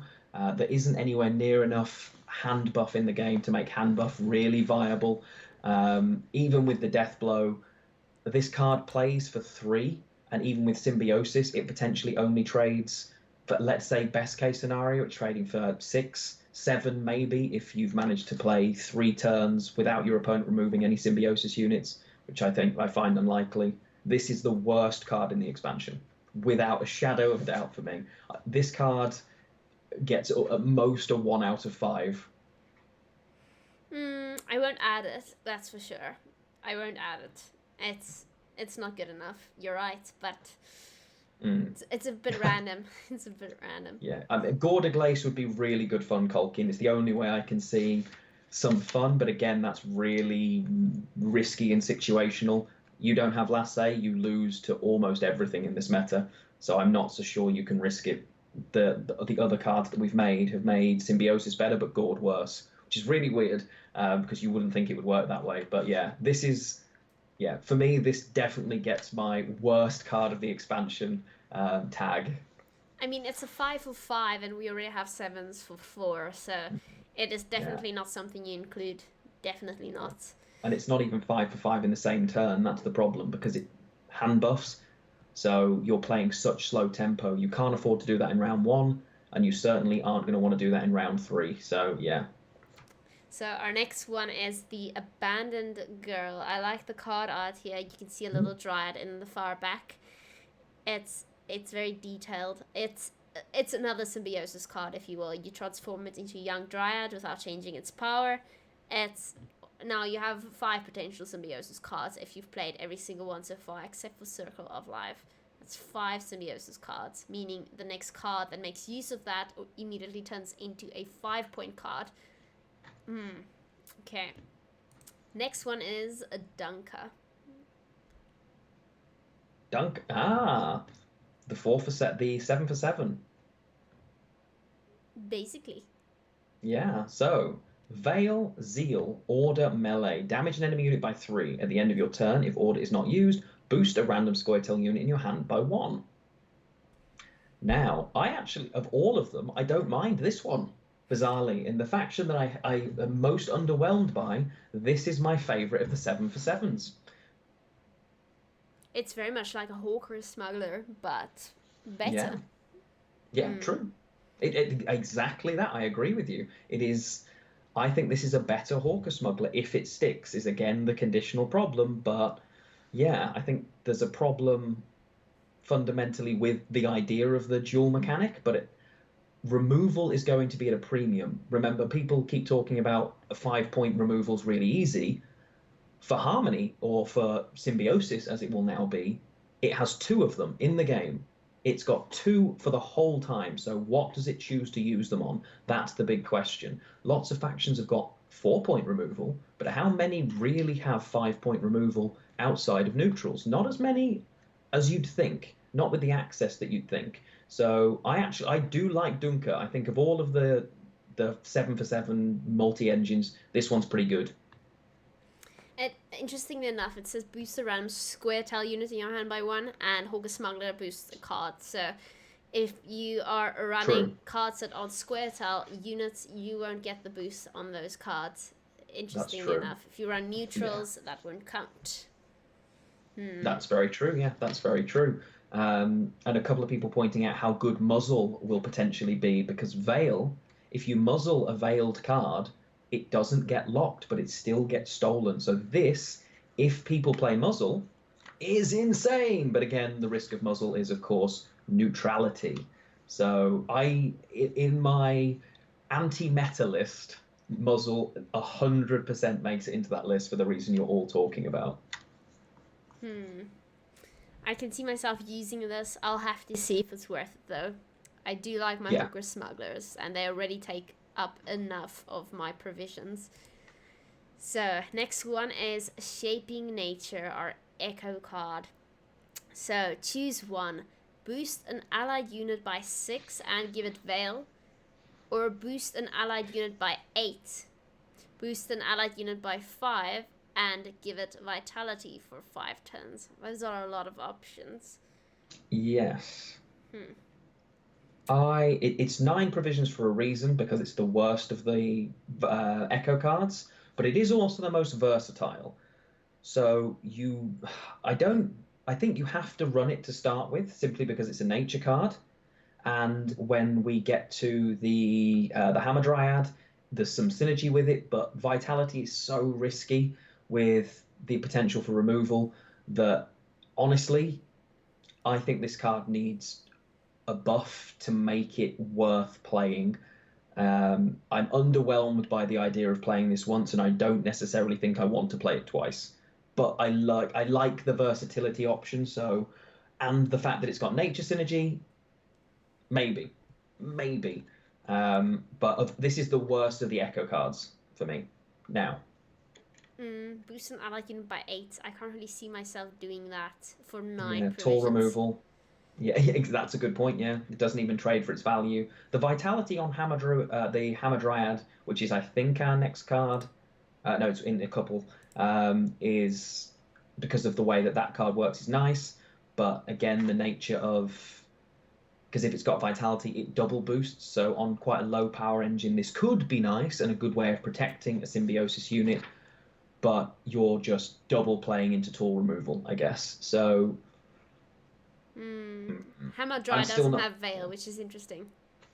Again, yeah, so it's a really nice target to want to just go, I'm going to steal you, or I'm going to kill you, or I'm going to poison you, I'm going to lock you, there's lots of different ways that this card gets meh, and I think it plays into tall removal too easily, that I don't even think you play the Hamadryad after the first week or so. But yeah, I like the variety of shaping nature. I just don't think it's got enough power that it's good. Interesting. That is true, Kalki. We wouldn't have been able to give it vitality if it had Veil. That's a valid point, Kalki. Yeah, that's very true. Which is why the card wouldn't function. Okay, so Forest Protector for 11 provisions. Play a bronze nature from your graveyard. So this is where the nature cards will come in handy. But only bronze, obviously, so you can't play Waters of Brokilon. No, but this does give you a third rebuke, potentially. This card probably gets rid of the Great Oak in the new hybrid lists. I would go as far as to say that. I think this card is the best card outside of Ethne that ST has had. So I would say, I think this one ends up being auto-include. For the third rebuke. So I think it trades above its provision value quite consistently, especially as it itself is a Dryad, and even if you've got no symbiosis, if you can get a death wish, sort of a death blow. A Dryad. A Treant. Because this is a Treant, if you get the death blow, this will gain the boost, or another unit will gain the boost, but you're guaranteeing one. So yeah, I do like this card actually. I think this is pretty good. I'll see if I include it. I still like my Great Oak, but it's not bad. It's versatile enough to include it in the deck, definitely. Yeah, if you're running Symbiosis, I think you kind of have to play this card. Okay, so our last card for Squirtle and for the Knights, actually, it's the very hot card. It's Frixinette. Both of those are very hot. I think it's just for that we make it premium and we add it. Doesn't matter what it says. Stunning artwork yet again.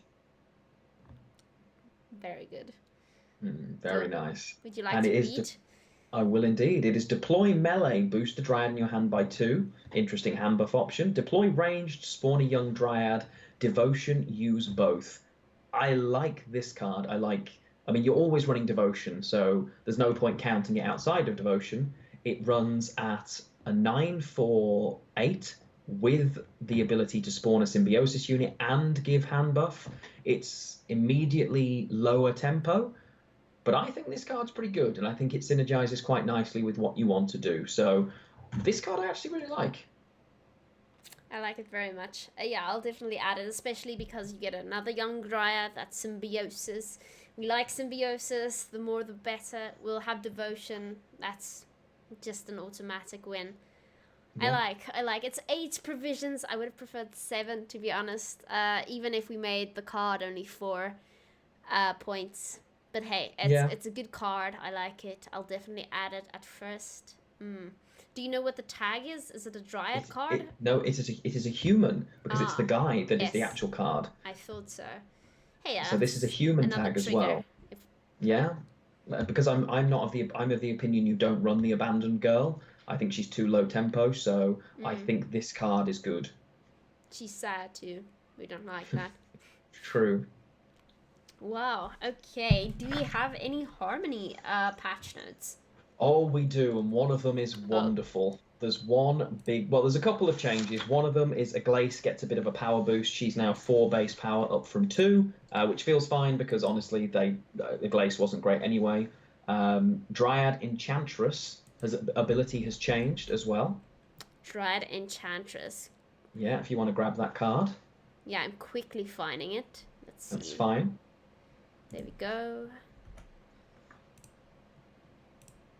So the Dryad Enchantress now is deploy melee, give an allied unit 3 armor, and ranged, give an allied unit 3 vitality, instead of just give vitality to the equal to armor. So it's a lot more versatile. It also trades potentially for more points. I'm not sure you use it still, but it's a little bit more versatile at least. It's not terrible. The big one, however, is the Saskia change. Saskia's change is pretty massive. So Saskia's provisions have gone right up. She is now an 11 provision card, not an 8 provision card, but I think she's incredibly worth it. So Saskia, her ability is spawn either an Elven Deadeye, a Rowdy Dwarf, or a Young Dryad in this row. For the Rowdy Dwarf, give it an extra 3 base, boosted by 3, and give it armor. If you choose the Elven Deadeye, damage a unit by 2. If you choose the Young Dryad, give it 3 vitality. I think this card, A, is a dragon tag, which you want because of the potential half harmony. It also synergizes with any particular list if you want to use it for a stronger Young Dryad or a Rowdy Dwarf that has more base power and more armor for an engine. I don't know if you use it for the Deadeye, if I'm honest, but I think just for the dragon tag alone, this could be pretty good, to be honest. And in the current set of lists, you kind of have to use it for the Dryad, but I'm thinking Saskia in a more Gord situation. And I'm thinking maybe I would use Saskia in a new version of the Red Rain list. Maybe. Is when they said that is what I've been thinking. But I'm sure Big Rain will come up with the list to end all lists there. But yeah, Saskia's change has the potential to actually be really good. It's expensive, but could be the right way. Could be the right way. 11 provisions, though. That's quite it's a lot of provisions. Yeah, I mean, she's a 5 herself. And let's say I play the Young Dryad. So she's now a 10 for 5 with Symbiosis, a 10 for 11 with Symbiosis. With the Rowdy Dwarf, it certainly trades for more than that. But again, I'm not sure you're using it for that. So, because it's spawn, not spawn and play as well, that's the only problem. If it was spawn and play, she would be a lot better for the Rowdy Dwarf, but because you would potentially gain a tag. I think the Dragon tag is as good as if you decide to keep Synthesis in your list or not. It depends on how much you're reliant on Harmony and how much you're just ignoring Harmony and going all out Symbiosis. But I quite like Saskia's change. I think it's interesting. It is interesting. Yeah, that's a good way to put it, especially with the Dragon tag. I wasn't a fan of adding the other Dragon to Synthesis, to be honest. It doesn't do anything. I didn't want to add something just for the tag, but I like Saskia. It's a bit much. I don't know if I'll just add her. It's 11 provisions. Still don't know if it's worth it. We will see. I guess time will definitely have to tell, especially since you can only fit so many Harmony cards in a row now, so you don't necessarily have space for a dragon once you've used a machine, a beast, a treant, an elf, a dwarf, a human. Very true. Don't know if we need the dragon. We will see if we do. We will see. Is that all the patch notes? That is all of the Scoia'tael patch notes, yeah. There is nothing else. We have had obviously the biggest change is the massive nerf to Harmony. But yeah, that's all of the patch notes that they have discussed for for Scoia'tael. I'm just going to quickly check for the neutrals if there's anything we've missed. Guys, while he does that, remember, if you're new here, we are giving away a copy of The Witcher 2 shortly. If you're not following our Twitter, feel free to do that now. Then you can say !ticket in chat, and you enter for free and stand a chance to win a copy of The Witcher 2. We will be drawing that in a few minutes from now. So far, we have about 20 people entered. Your chance is pretty good of getting it. Nice. Sounds good. There are a few little changes in neutrals, and it's mainly provisional or power changes for cards. So the Armourer Workshop card has dropped down to 5 provisions because nobody's playing it. Xavier Lemon's power, and that isn't Xavier Lemon's the Destroy Graveyard card. So he is now 6 power, up from 5. So that's an interesting little boost for graveyard access. Xavier, yeah, Xavier. He's the card that banishes from the graveyard, right? Interesting they've given him a little bit of a boost, potentially, for people who are considering going down the neutral route. Okay. The Crystal Skull also is now 4 power, not 3. So that's Xavier. Yeah, he's exactly the same, but 6 power. Okay. Which as a neutral. So if you're going for graveyard hate, Xavier is a little better. The Crystal Skull stratagem now also boosts by 4, not by 3. Cyprian Wiley is now 1 less provision at 8. The Iris Companions are also 1 less provision at 7. Lady of the Lake gains 1 power, and Manticore Venom is now a 9 for 9 rather than a 10 for 9, which is interesting. Someone was asking about the reset keyword.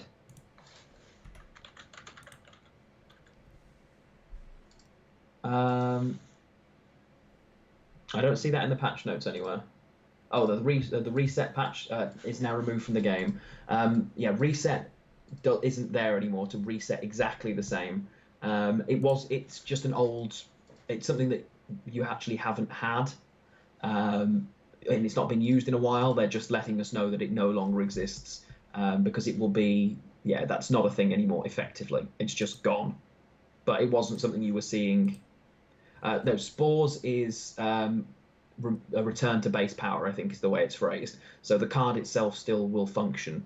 It'll be remove boosts. But they haven't actually told us, because they haven't removed those cards from the game as far as we know. It'd be interesting to see, because if that is the case, they're either reworking them but haven't told us how, even though it's tomorrow, or they're just changing the way it works, and it's not a keyword anymore, but it will still do the same thing. We will see. But yeah, that's 7.0, Master Mirror, and all that we know so far. It's going to change so much from tomorrow, guys. I'm extremely excited. I can't wait. Me too. It's going to be very, very fun. I will be streaming this in the afternoon, while a Lionheart will be live in the morning. You'll see us both open our kegs at some point when that goes live. Definitely. It's going to be an extremely fun-packed season. When will the expansion be available in CEST? Normally they don't give us an exact time, and when they do, it's never on time. So to put it nicely, she's not wrong. We're hoping for 10 a.m. CEST. I think it'll end up being midday. It's never been 10 a.m. ever. I always hope, but no, it isn't. But it will be very interesting. In 2 weeks from now, you'll see me playing these decks in the Invitational. You'll see Lionheart casting the decks with Specimen Gwent, I believe. I am indeed, yeah. Myself and Specimen will be a casting team for the TLG Invitational. It's going to be really exciting. There's a chance that we might try and put a few little matches together and cast them this coming weekend just to practice. If that's going to happen, I will let you all know both in the channel, on Twitter, and in our Discord that Tia and I share. Yeah, speaking of all of these things, I think the time has come to draw a winner for the I agree. Witcher 2 game. Remember, ! tickets. You need to follow us on Twitter. So far we have about 20 people entered, so your chances are pretty good of getting it. Reach piano for that. I'm gonna wait at least another minute for no reason at all. So, Sounds good. yes. Anyway, yeah, I'm extremely excited. I wonder, where are we going to send our people off to? Let's have a look. It's a very busy day in Gwent because so many people are either theory crafting or desperately trying to push to climb. So there are a couple of options. We send them on Gwent-wise, definitely. They can either Shinmiri's an option. We could send over there, and I think Shaggy's climbing as well. Dealer's choice. I guess, why not? We'll go with our caster of the weekend, Shinmiri. I think he did a very good job. I think we'll send everyone over to him after this. Alright then, so I'm going to pull a winner now. You have 5 more seconds to enter before I close. And 5, 4, 3, 2, 1, there we go. So, the winner of The Witcher 2 is OG Mem. Wow, OG Mem coming in with the win. Hey, nice. Ironic, one of the few who did follow the stream. Mem, well done. You win the prize. You win. I will send that to you after the stream. I hope you enjoy your free game, friend. Thanks a lot for the follow, and thanks a lot, guys. Thanks for watching. Not rigged, never rigged. I hope... Nope, zero rigged. Hope you guys enjoyed it. Thanks for joining me on the channel Lionhart. Again, go and follow Lionhart's channel. Go and sub to his YouTube. I too have a YouTube channel if you want to check that out. We both post deck guides. Lionhart will definitely be making those anytime soon. This episode will go up on his channel for a change, so if you missed the part, please check it out and give him a sub. It's been great. Thank you very much for another great episode of Oof. It's been really good fun. I can't wait for the next one already. I can never wait. We've got quite a few indie guests lined up. Not for now, but we are speaking to them. We are making plans, and in the future they will come.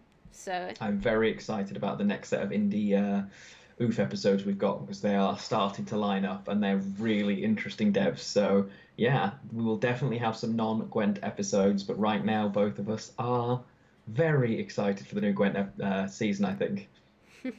Indeed we are. Thanks, guys. Thanks a lot. I'm going to send you off to Shinmiri now. Again, thanks for watching, and good luck with this season. May the odds be in your favor. See you tomorrow, guys.